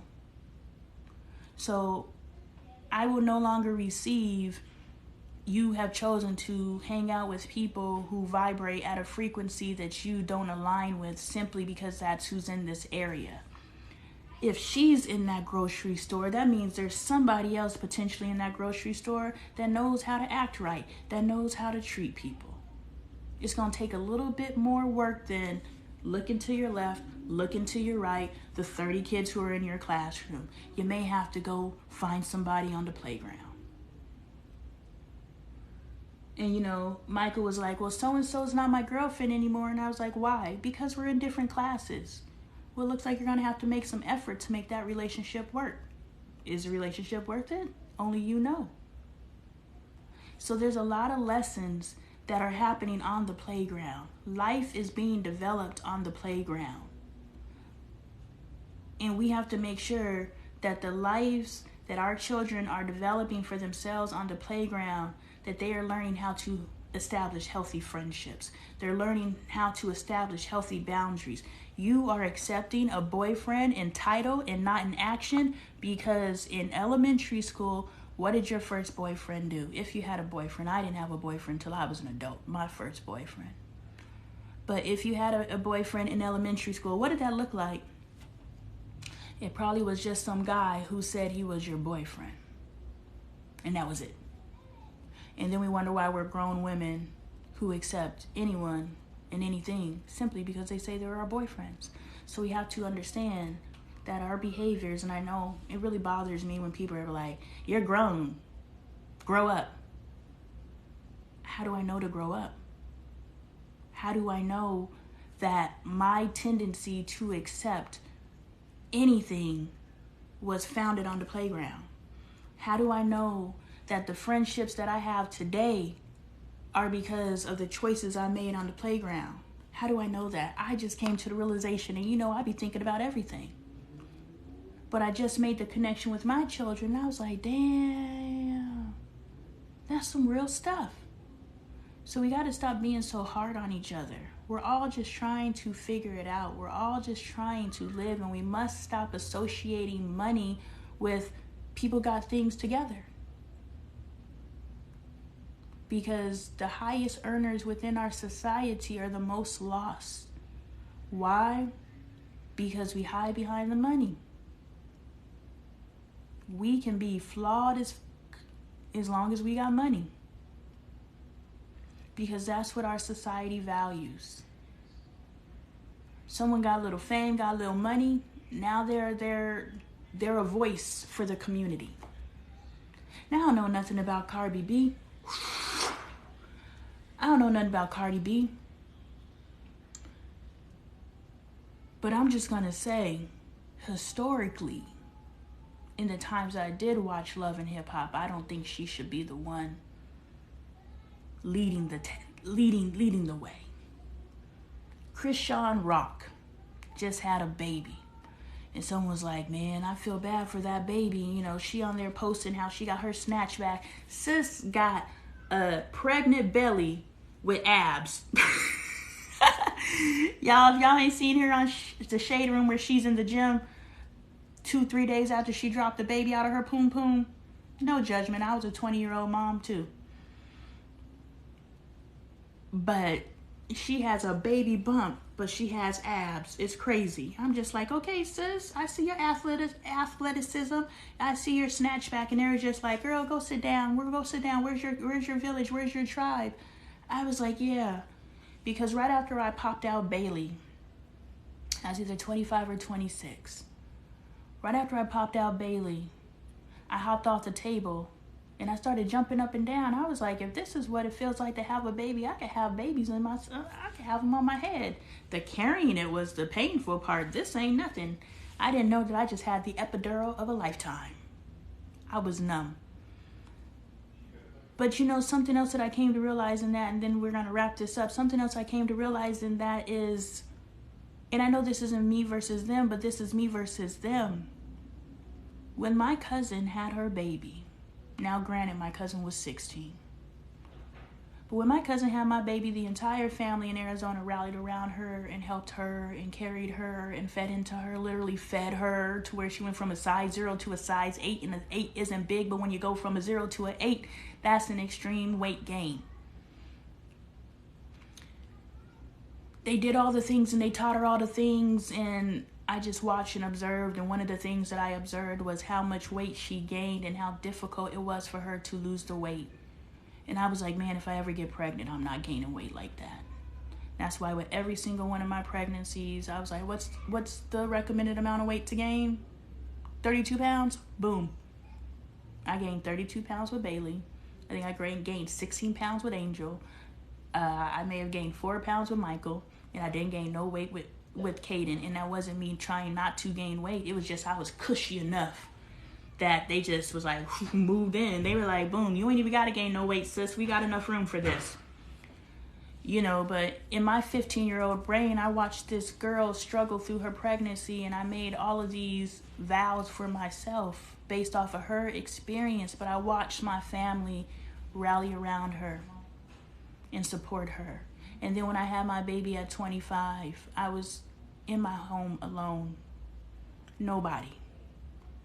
My grandma didn't call to check on me. My aunt didn't call to check on me. Like, nobody.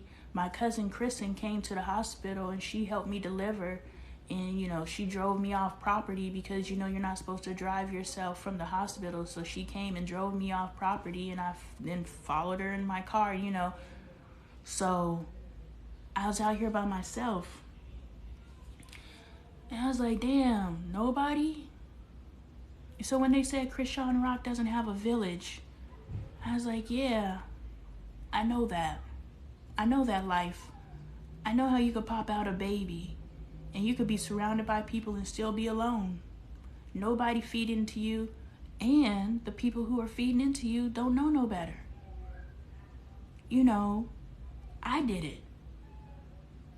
I was up moving and shaking and doing what the hell I was doing. I was 20-something too. Not knowing I needed to lay up and heal. Who told me? And I was just like, you know what? That baby will hopefully survive its mom. Survive its mom's ignorance. Bailey survived my ignorance. I got one kid telling me that she don't like me, and I got another kid telling me they raised themselves. I was just like, well, shit, I did a bang-up job. But I love that my kids have the freedom to be able to say these things to me, and I love that I'm able to check myself and receive their truths. Bailey was like, I raised myself, and I was like, nah. You are not my carbon copy if you raised yourself.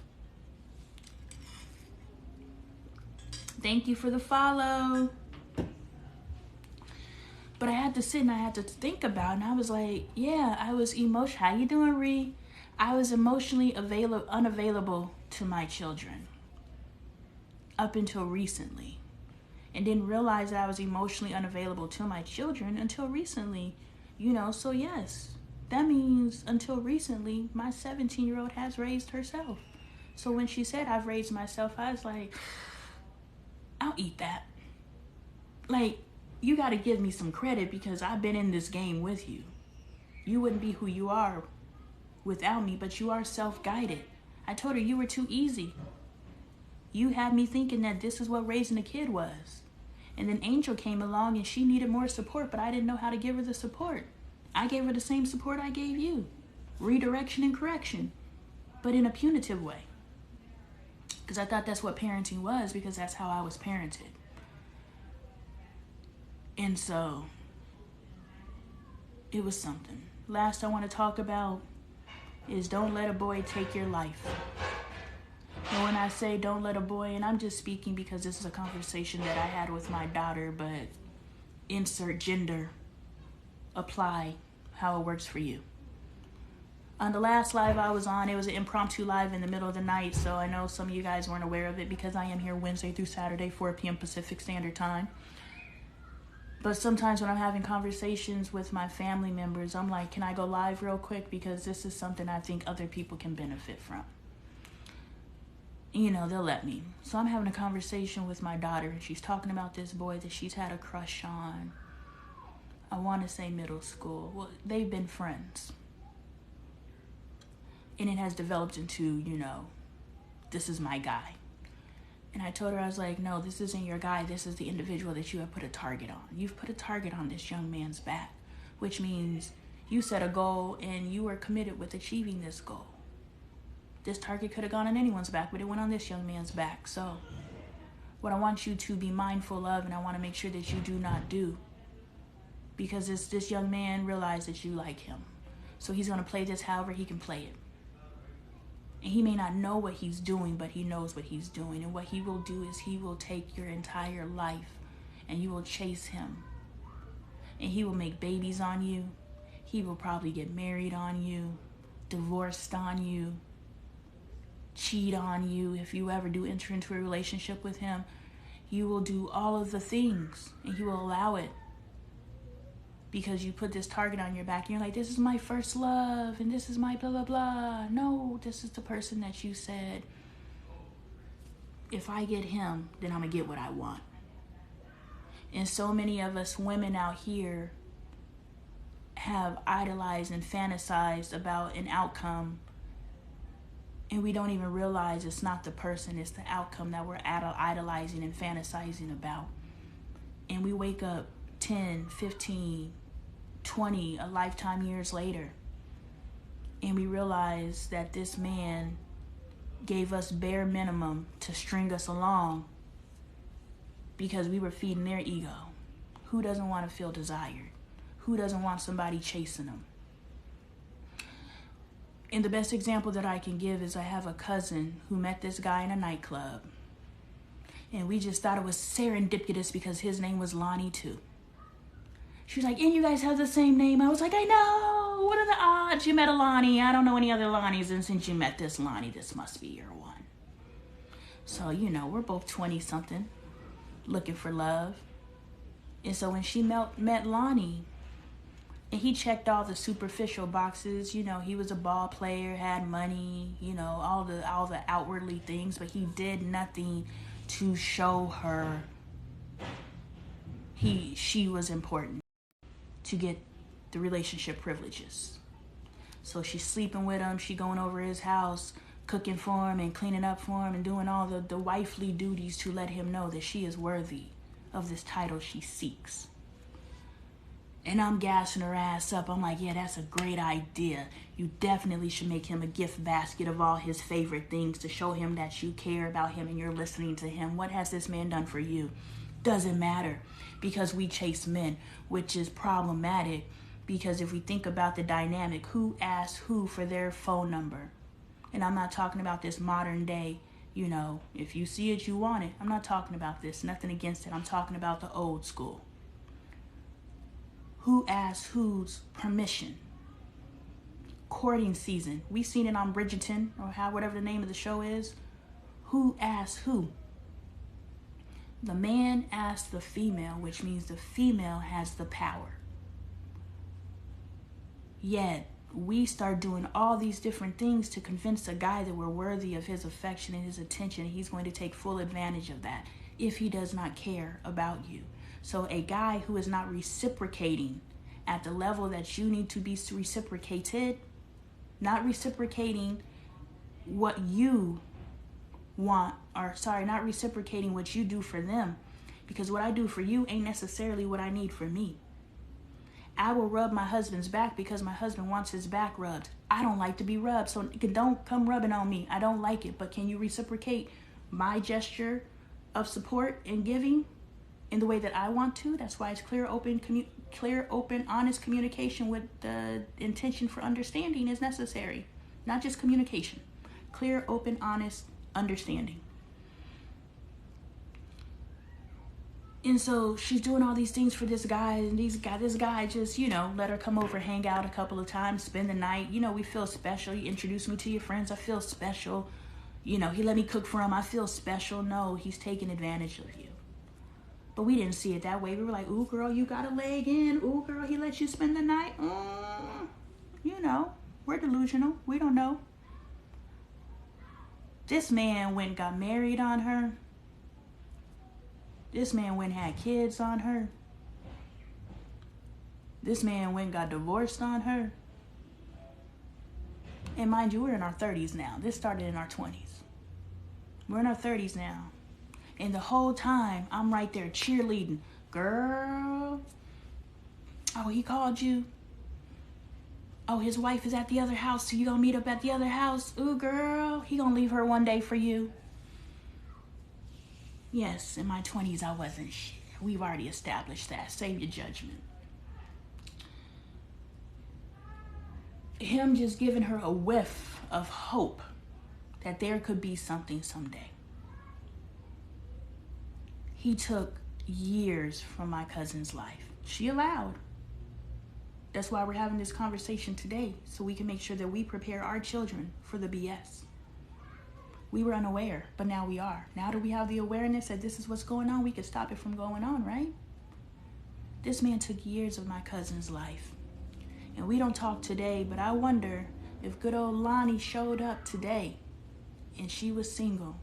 She cheated on her husband with this man. He would call and come in town and they would get the hotels, and it's the best hotels at the resort, and it's a sweet girl, and ooh, with the roses, I'm gonna lay out the roses and all the situation because I'm gonna set it out for him. You got a whole husband at home and I'm cheering you on because your husband ain't shit. That was a settled situation. I shouldn't have been cheering infidelity on, but I was young and dumb. Judge yourself. And so when I'm talking to my 18-year-old and she's talking about this guy and she's like, I think this is the one. I was like, what has he done to show you he's the one? What has he done? He gonna string your ass along as long as he can string your ass along. And I was like, look, I can't tell you what to do, Ree. I release control to gain control. Here's an example for you. I release control to gain control, which means you're going to do what you want to do. My only requirement is you put an expiration date on this relationship, which means 2 years from now, if this man has not showed up for you in any type of capacity, but you keep showing up for him and you keep opening your legs up for him and he keeps promising you something and he's out literally creating an entire life outside of you, like, it's literally happening in our faces and we're still hopeful. If at this, when the buzzer goes off, and don't communicate this to him, this is one of those silent tick sheets you can keep to yourself. I was like, tell me what your date is, because what I don't want you to do is keep moving this date. But I want you to put an expiration date on this man stringing you along, because if you don't put an expiration date on this man stringing you along, you will be 10 years from now, 28 years old, which sounds like you're a baby. 28 years you spent hoping this man would pay you attention, and he never paid you attention. You just put a target on his back. Prime example that we all know, Danae Jackson, Derek Jackson. That man strung that woman along, literally. Girls leaving while she's coming in. She said this in her interview. Girls leaving while she's coming in. They knew each other's schedule. And she felt like she won because he married her. No, he married you because you got pregnant, and it was always his dream to be in the home with his children. He didn't marry you. He secured his child. So we need to stop being disillusioned and accepting boyfriend, husband, wife, girlfriend, whatever title, entitled. We need action. Period, going forward. I was just talking to my oldest daughter about this. I was telling her that she is the prize. She's the prize. We are the prizes. And we have to know how valuable we are. And I know we're more than a vagina, but most men don't know that we're more than a vagina, or whatever we're attracted to, don't know that we're more than a vagina. But we must hold on to our vagina until we get more. Whatever it is that we want out of this relationship, we must sit on this until we get more. And it ain't even a fight. My husband came in doing what was necessary. My husband came in doing whatever I asked. My husband was my friend doing whatever I asked. So it ain't even we gotta tussle and figure this out and I gotta make him submit to my will. No, your man will submit and do whatever necessary to gravitate in your orbit. Orbit in your orbit. Gravitate, I don't know, you know what the hell I meant. To be in your atmosphere, the person for you will do whatever is necessary. And it's genuine. If you are doing work to be around someone, it's not genuine. If you are doing a performance, it's not genuine. If you got to sit down with your friends and start powwowing and trying to, ooh, what about this idea? Ooh, what about this idea? It's not genuine. You may get the man, but you ain't going to want that motherfucker once you get him. Because first and foremost, he needs to be doing what's necessary to get you, and you reciprocate. The problem is you are doing something expecting reciprocation, but the true dynamic that is supposed to be happening, he is doing what's necessary. And because he is doing what's necessary, you reciprocate. That's the true energy. And we can leave at that point. You want to know if your relationship is your relationship? Who's initiating and who's reciprocating? If he's initiating and you are showing gratitude for his efforts, and you are showing up more for him, and then he shows up more for you, and you show up more for him, and he shows up more for you, that is the true dynamic. If you are showing up for him, and then he shows up for you, that's a backwards relationship. Per me. What do I know? I'm only Lonnie Appleton, and I'm here for Sister Support, Wednesday through Saturday, 4 p.m. Pacific Standard Time. Please support the community. Merch available at LonnieTaylorArt.com. I am also an author of 2 books. This is my self-healing journey, What's the Best That Can Happen, where the space that I'm in today, my healing started here. I didn't read a bunch of books, and then I wrote down what was in a bunch of books. According to so-and-so, I read 2 books, and I got to working on myself, and I documented the work that I did to stop the negative self-speak, to stop carrying baggage from my past, acknowledging that I'm duality. I'm a human and I'm a being. I'm not just human. So I must take care of my humanity and I must take care of my spirit. All of that is in this book, available on Amazon. Just make sure the seller is Lonnie Taylor, or you can just click the link in the bio, LonnieTaylorArt.com. My second book, the Domino series, Sherry Tate. My cousin told me a story about a young lady who contracted HIV/AIDS, and she just started spreading it everywhere. If we wait until our children are 15, 16, or in the age where they are now fornication active, to start teaching them about protecting themselves and wearing condoms. Oh, your book came the other day. Are you ready for the book club, September 15th? Not this one. Book club, September 15th.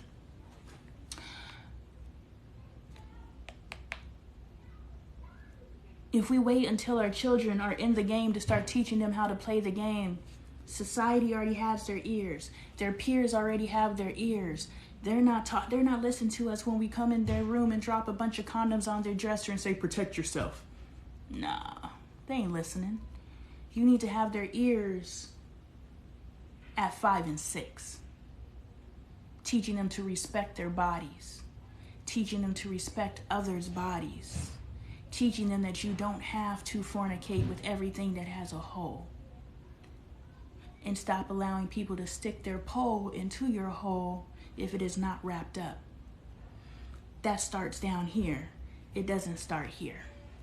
Find out what happened with Sherry when she contracted HIV/AIDS. This book is available, LonnieTaylorArt.com. Just click on the book and it'll take you to the purchase site. Does that work in a marriage too? It's working in my marriage. I have taken from my husband for years because I didn't know to give. And he's felt so blessed and honored to be in my life and to receive what he has received from me because I've elevated my husband. I haven't reposted a video of the things that I've done for my husband because all the things that I've done for my husband are pretty null and void in this financial situation. I can't talk about teaching my husband how to clear his credit and paying off $50,000 in debt in a year. Why? Because both of our credit scores are like non-existent right now. So I can't talk about the things that I've done in the past when we're struggling with those right now. I can't talk about, he got with me and was able to buy his first truck off the lot when it's sitting in repossession in the garage right now. I can't talk about those things. But I did come into my husband's life and I changed his life and I elevated him. And for that, he was thankful. So he took whatever I gave. And I gave because he took it. But now I know that he deserves more, whether he knows to verbalize it and communicate that. I know he deserves more because I know that I deserve more, right? We're mirrors, right? We're mirrors. We're looking at ourselves. It's like in my mirror. Yeah. We married our mirrors. And when I know that I deserve more, I know that he deserves more. So in asking him for more, I can also reciprocate and say, yo, what more can I do for you? And I know he's not comfortable. What do you need? Your speaker. It's on the bathtub. Oh. I know that he's not, and don't turn it. I'm about to get off though. I'll wait. Okay. But now that I'm in a space, lock it behind you so they don't come in here. Now that I'm in a space of understanding that it's not just my peace that matters in this relationship, but it's our peace that matters in this relationship. Now that I'm comfortable with stating my standard of care instructions or my handle with care instructions, I now have to provide the space for my husband to feel comfortable expressing his handle with care instructions or his standard of care instructions. And when I've said to him, tell me what you want, he was like, it doesn't matter, but it does. So then my next question is, what do I need to do to show you that you matter? And you may not be able to answer this because you think I'm foolish. But I'm going to ask you again, and I'm going to ask you again, and I'm going to ask you again because I want you to do what I want. I want you to love me the way that I want to be loved. I want to be talked to the way that I want to be talked to. I want to be touched the way that I want to be touched. I want to be 100% authentically me and at peace. Please stop in this relationship. And that's selfish. But true selfishness is selflessness. T-shirt available at LonnieTaylorArt.com. So in order for me to get what I want, I must give you what you want, which means I need to know how you want to be loved, how you want to be spoken to, how you want to be touched, how you want. And he's always given. Again, this is just my narrow-minded experience. I can't speak to every other relationship. But what I do know and I believe to be true, as you show up for your spouse intuitively should start showing up for you. That's what I do know. And if they're not intuitively showing up for you, you should be able to verbalize. Because remember, a healthy relationship isn't just communication. Communication, open, honest, transparency for understanding. So if you're not in that space, y'all got communication issues to work through. Because you should be able to say, this is how I need to be loved. And your spouse understands that. When I first said, this is how I need to be loved with my husband, he was like, what's wrong with the way I love you? Nothing. It's fine. It's beautiful. I've accepted it for 5-6 years. But I want something different now. And he fought it. But he eventually moved. So if your spouse has a teachable spirit, which needs to be a standard up front, anyone you choose to align with in your life, anyone that you would choose to align within your life as a friend, as a spouse, they must have a teachable spirit. Because the only constant in life is change. Von just posted a video talking about every 30 days our cells renew. What happens in 30 days, Von? But anyway, what I'm saying is we're constantly, I told you I know half the truth. We're constantly evolving and we're constantly changing and we're becoming new beings and we're having new interests and we're just exploring life. Okay, I was right. I was 100% right. Go ahead, Lonnie. So if we're not able to evolve and change within our spouses, within our relationships, what the hell are we doing? So the first thing you need to be looking for is this person teachable? And you ain't got to ask them. Because I was sitting here watching, what's that show? I think I'm going to start going live and just watching TV shows with y'all and pausing it and be like, yo, let's talk about this scene real quick. Because I was watching Ultimatum on Netflix. And I forgot why I was talking about that. But that show was wild. That is a social experiment.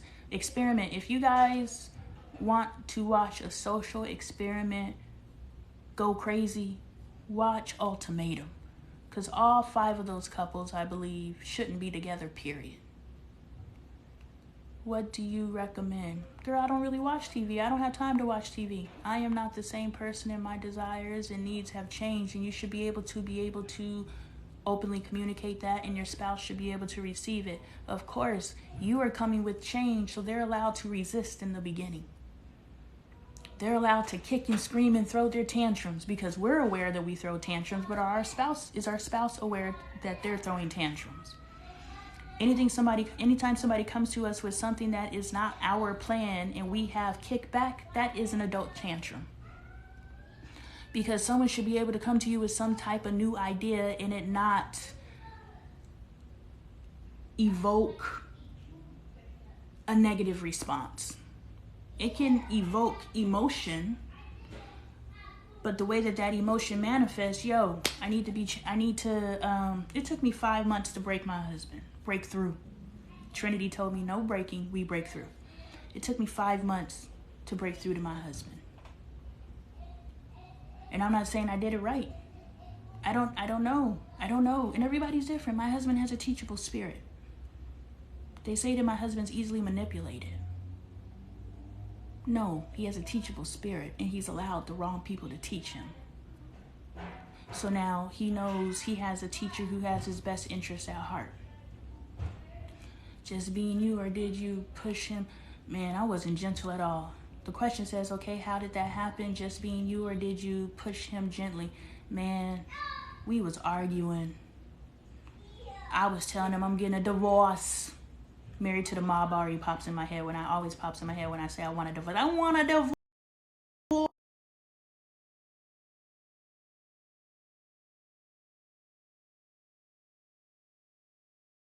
I might treat you right, my mom. What are you talking about? What are you talking about, bitch? What are you talking about? Tell me what you're talking about.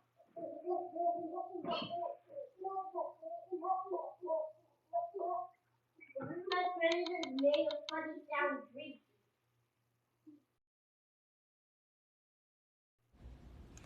Don't do it how you usually do it, because how you usually do it,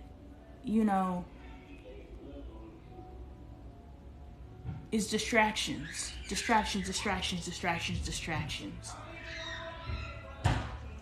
So don't do it that way.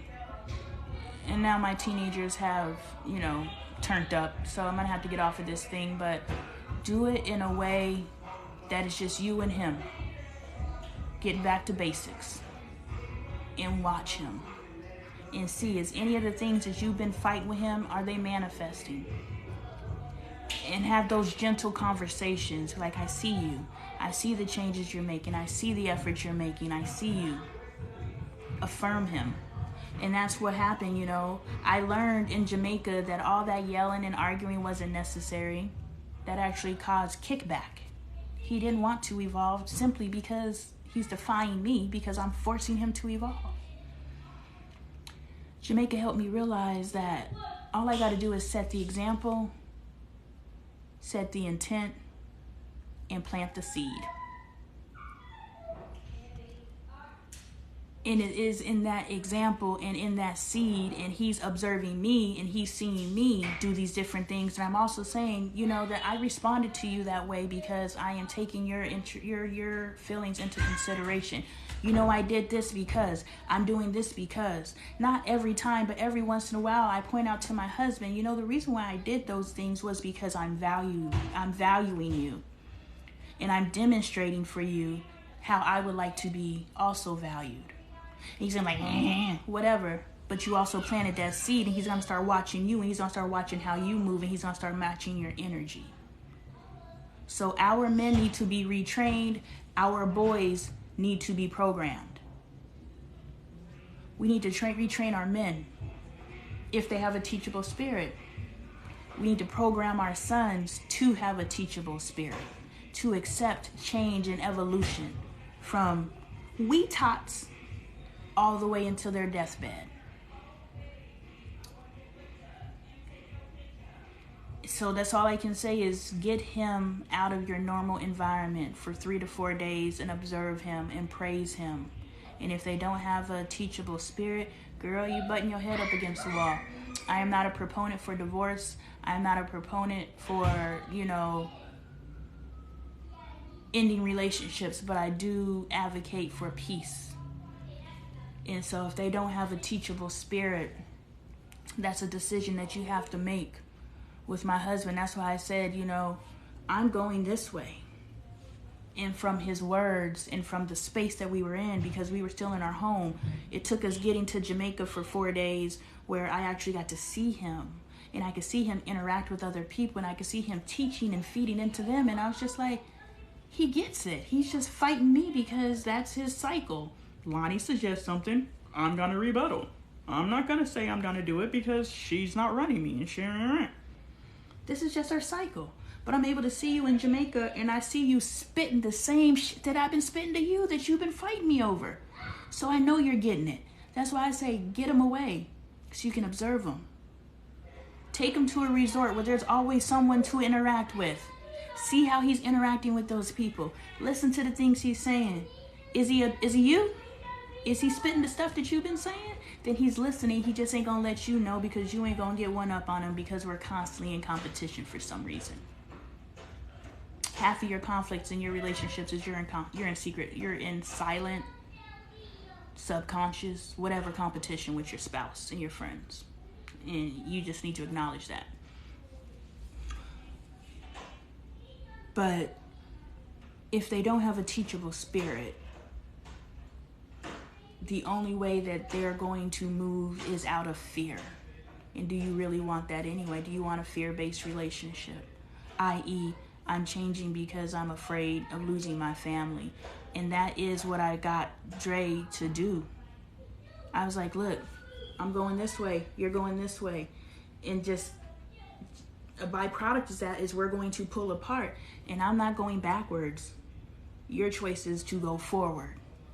Whatever your forward looks like, you gotta come with us, because we're not coming backwards. It's like once you inhale fresh air, you don't want to go back to congestion, and you literally fight to stay in the fresh air. And so, fear of losing his family, Dre was like, you know what? I guess what I gotta change because I don't want to lose my family. I was like, I guess so. Duh. And so it was fear initially that he expressed. I don't know if that was what. I think he just stopped saying that he was going up against me because of fear. That was what he used as his way of yielding to me, because there's always someone who's yielding in a relationship. So in just saying I yield to you, I see what you're saying and it makes sense. Instead of you doing that, because that's too much feminine energy, he's not there yet. But he's okay to say, I don't want to lose my family, so I guess I will do what you're asking me to do. But if someone is doing something out of true fear, that means that you got to pull their card every time you want something. And I don't know if that's what you want for yourself, to have to evoke fear of losing something. And eventually that's going to lose its power too. Fuck it. Bye. So let's just make sure we're establishing our relationships going forward with people who have teachable spirits. And we know they have a teachable spirits because we coming in with our standards. You want to gravitate in my orbit? This is what's necessary. And they either going to get down or they're going to get out. I didn't have you before. I don't have you now. I'm going to be okay. Because the people you want to surround yourself with are the people who will respect and rise to your standards. But you make it clear to them that you are more than welcome to let me know your standards. And I can see if that's something I could align with. You don't have to shrink yourself to be my friend. You don't have to shrink yourself in order to be in a relationship with me. Be full bloom. And I can see if that's something I could get with. And if it's something I could get with, boom, we got a future. And we have to understand that these relationships are short-lived. My little bestie that I've been rocking with, we both realized that our relationship was too intense. I identified it as emotionally cheating on my side. And we both chose to create distance. I ain't talked to this person in a couple of days. Over a week. And in the beginning it was weird because I was used to talking to him every day. But now I'm just like, I guess that season's over. And if it heats back up, great. But if it doesn't, great. So we have to understand that the people that we align with and allow in our lives, they may not be lifetime. And we mess ourselves up because we hold on to people for lifetimes. Everybody's not a lifetime.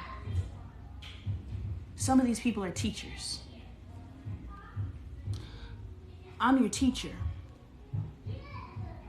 I may not be a friend.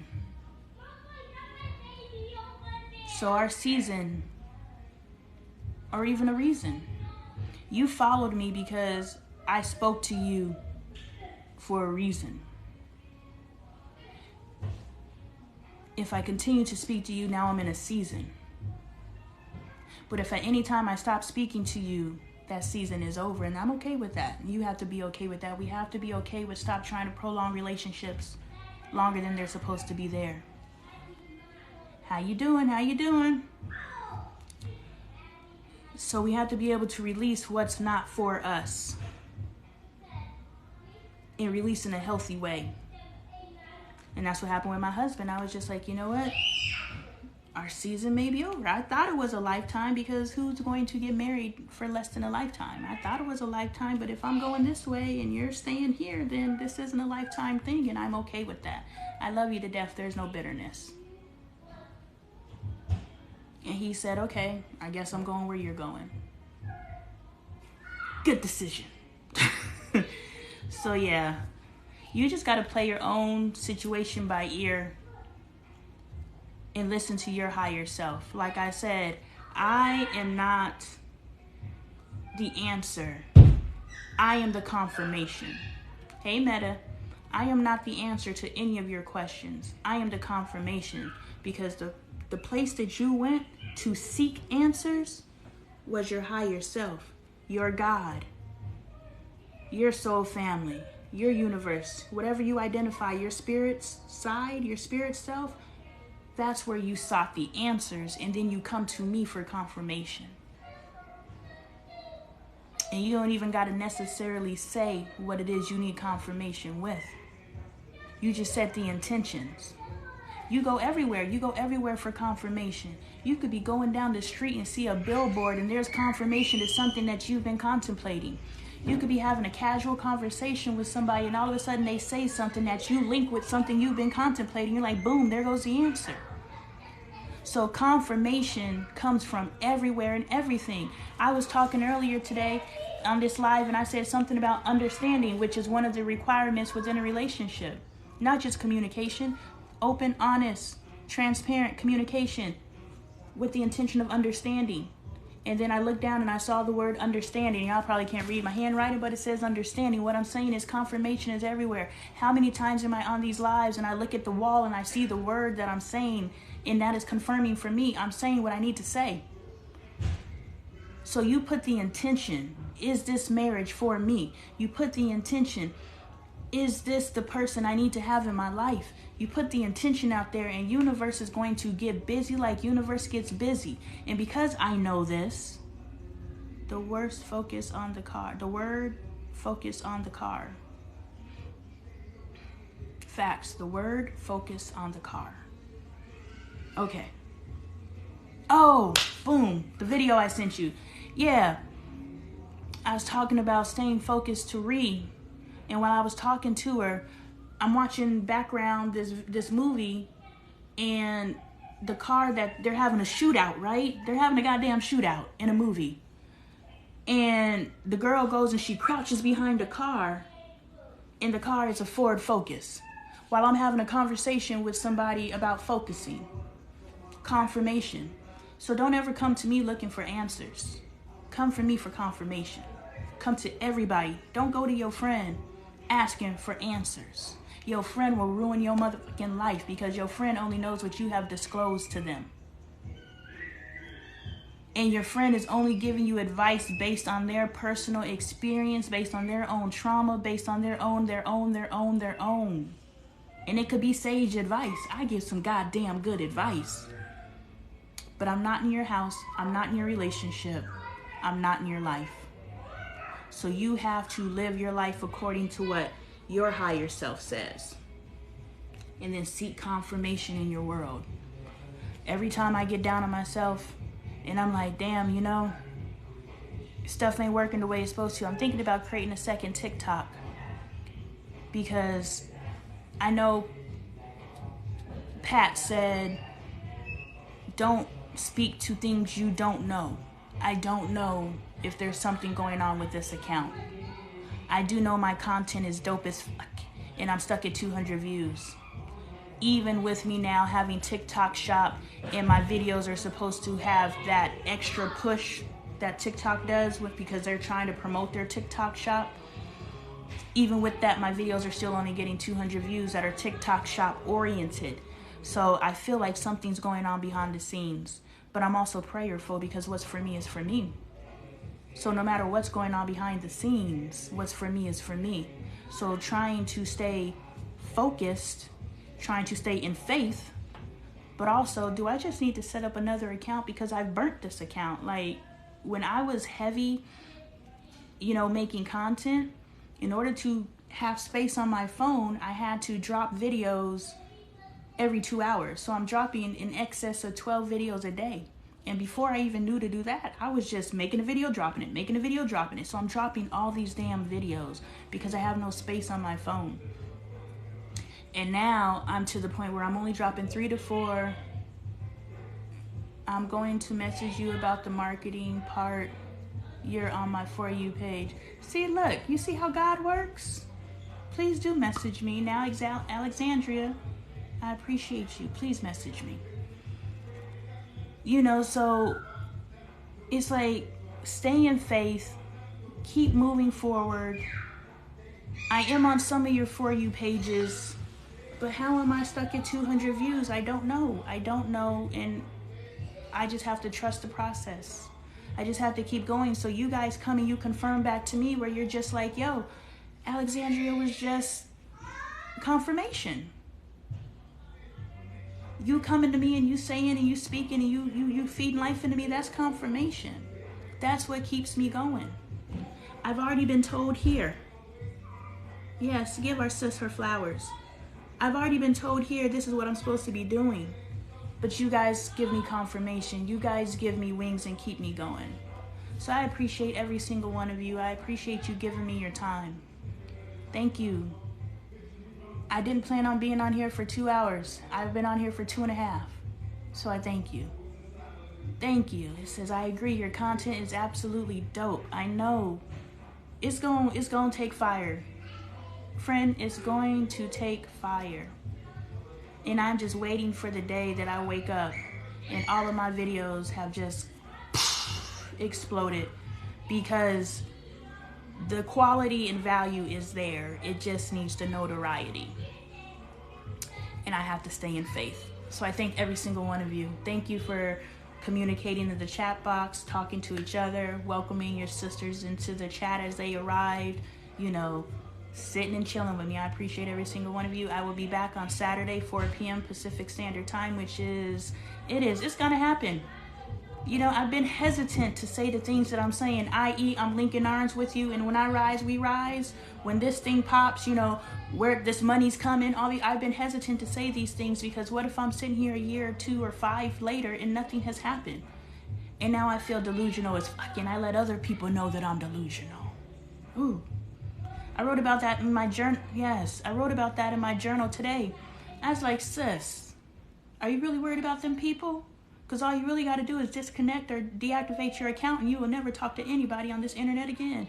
Who cares if you share your dreams and visions with people who are just sitting around waiting for you to fail? Who cares? They don't matter anyway, because what you also did was share your dreams and visions with people who have dreams and visions, and you helped them fly. So, once again, I enjoyed the live. Sister support. Yes, sister support. I love every single one of you, and I appreciate your support. So I will see you guys Saturday, 4 p.m. Pacific Standard Time. Carby's back in. How'd the chicken turn out? Barbecue chicken, right? How'd it turn out? Bailey's in there cooking some Alfredo situation, but she want to turn on her bumpity bump, so I'm going to let her turn on her bumpity bump. These dang kids, I love them. I'm going to wait for Carby. I know it's really good. Man, I'm telling you, I'm going to get to eat your cooking one day. Yes, and I'm going to share watermelon juice with Von Treese, and I'm going to sage myself with Ree. Alexandra, what we doing? What we doing when we meet? Got to know what we all doing when we meet. And we could all read a book September 15th, the book club. I made dog-friendly chicken, so only made one dinner tonight.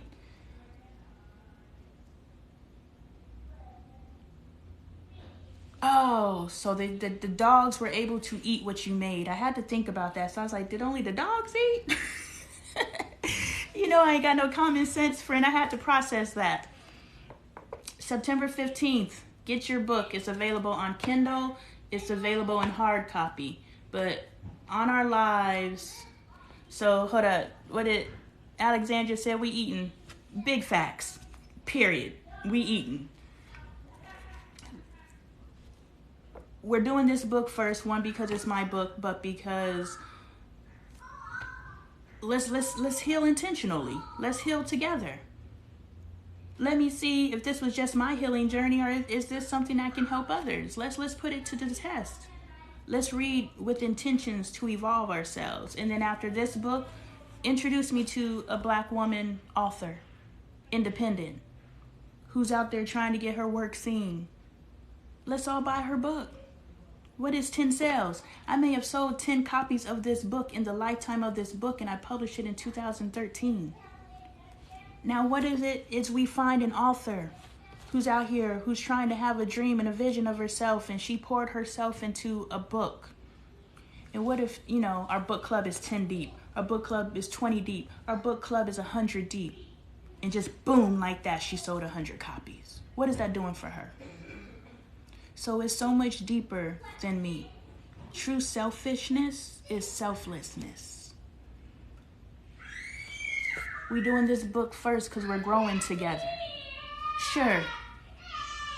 Yo, stop yelling. So yes, this is my book club that I'm starting, because this is the Sister Support Network. We like to read. Why not read collectively? We'll make some friends in that. Yes, this is selfish. This is my book. I think it's a damn good book. You should buy it. Selflessness.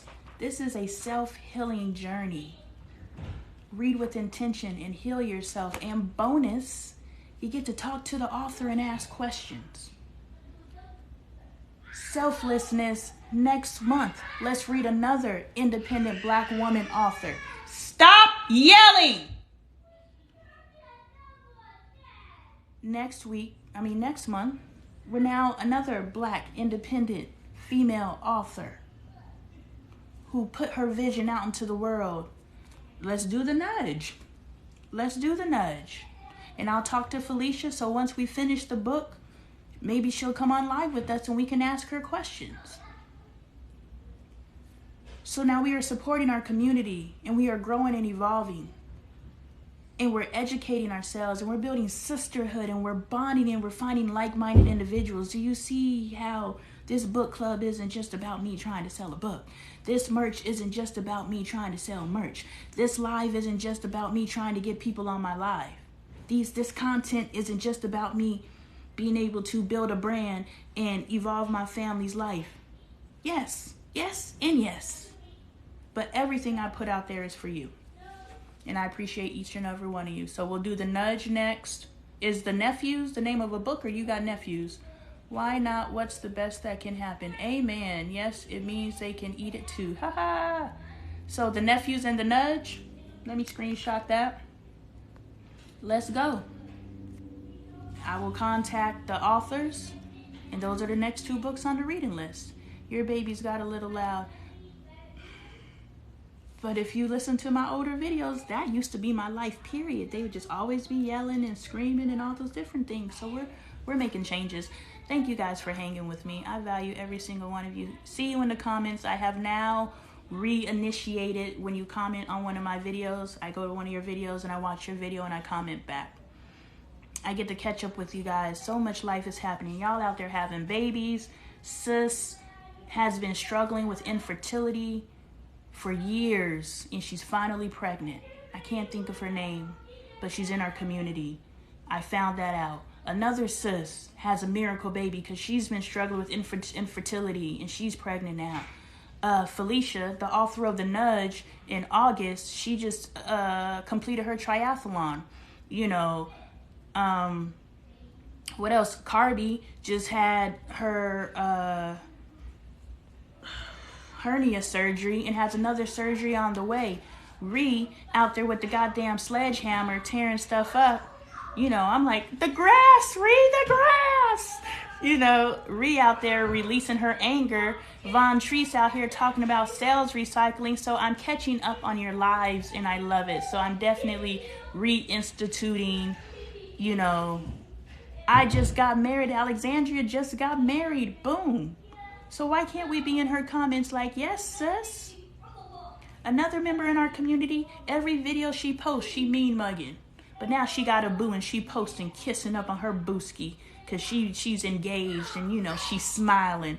And I'm like, sis, I ain't never seen you smile. Yes. And so I'm getting back in touch with you all, and it's very important. So if you comment on one of my videos, I follow up. And I comment back, and I see what's going on in your lives. And I celebrate you, and I follow your journey just like you're following mine. I haven't been on because that wedding planning took me out. Girl, I believe it. Girl, I believe it. Did you have a big wedding? We just went up into the mountain and got married. We planned it in a month, and we did it all cash.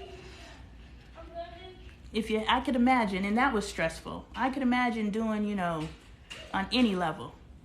So congratulations, friend. Let's make sure we stop by Sis's page and we congratulated her, but, you know, we'll just continue. Lapicity of genetic bunion by fusing the bone to the base of the foot. Is that your next surgery? Okay. So let's keep Carby uplifted in prayer as she prepares for her next surgery, as she continues to take her health seriously and advocates for the rest of us to take our health. Lapiplasty. Okay, lapiplasty. As she continues to encourage us to take our health seriously. All of us are out here helping each other, loving on each other, and lifting each other. It's fucking beautiful. This community is beautiful. I love it. It's a dream come true for me. Thank you guys for the likes. We made it up to 6K likes consistently, 4 to 6 views. Like, this is dope. This is why I do it.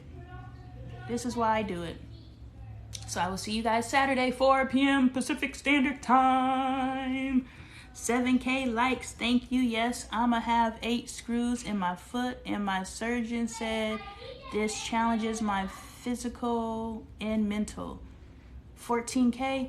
Man, I need to see where Von's sitting. Von got the view to the max. And you're going to do it because you already preparing yourself. You already know what it is. You already know what it is. And we're here with you. That's what I see. And I see what you see, Vaughn. You see it. I see it too. Shoot. Thank you, 14K. And it took, it wasn't a lot of people that did it. And I appreciate you. Yes, we got you. We got you in the best capacity we can over the internet. You know what I'm saying? Which is more than those in our lives are potentially doing. So we got you. And we got each other. This is the Sister Support Network. We link arms and we rise together. Why do we got to be out here lonely when we got our sisters? Who cares if they live across the world? We still got each other. All right. Final bye. I'm like the friend who says bye and gets to the door, then gets to the porch, then gets to the car and leans against the car and then opens the door, then rolls down the window and then starts the car. I'm that friend. I'm eventually going to leave, but I appreciate every single one of you. Thank you so much. I'll see you later. Are y'all done talking? Me too. I'm the same. That's why y'all still here, because you're like, this girl ain't going nowhere. See, she said, by the way. What am I supposed to do with the by the way? Oh, bye. Okay. I was like, by the way, what, girl? What we talking about now? All right. Thanks, guys. I'll see you Saturday. Bye-bye.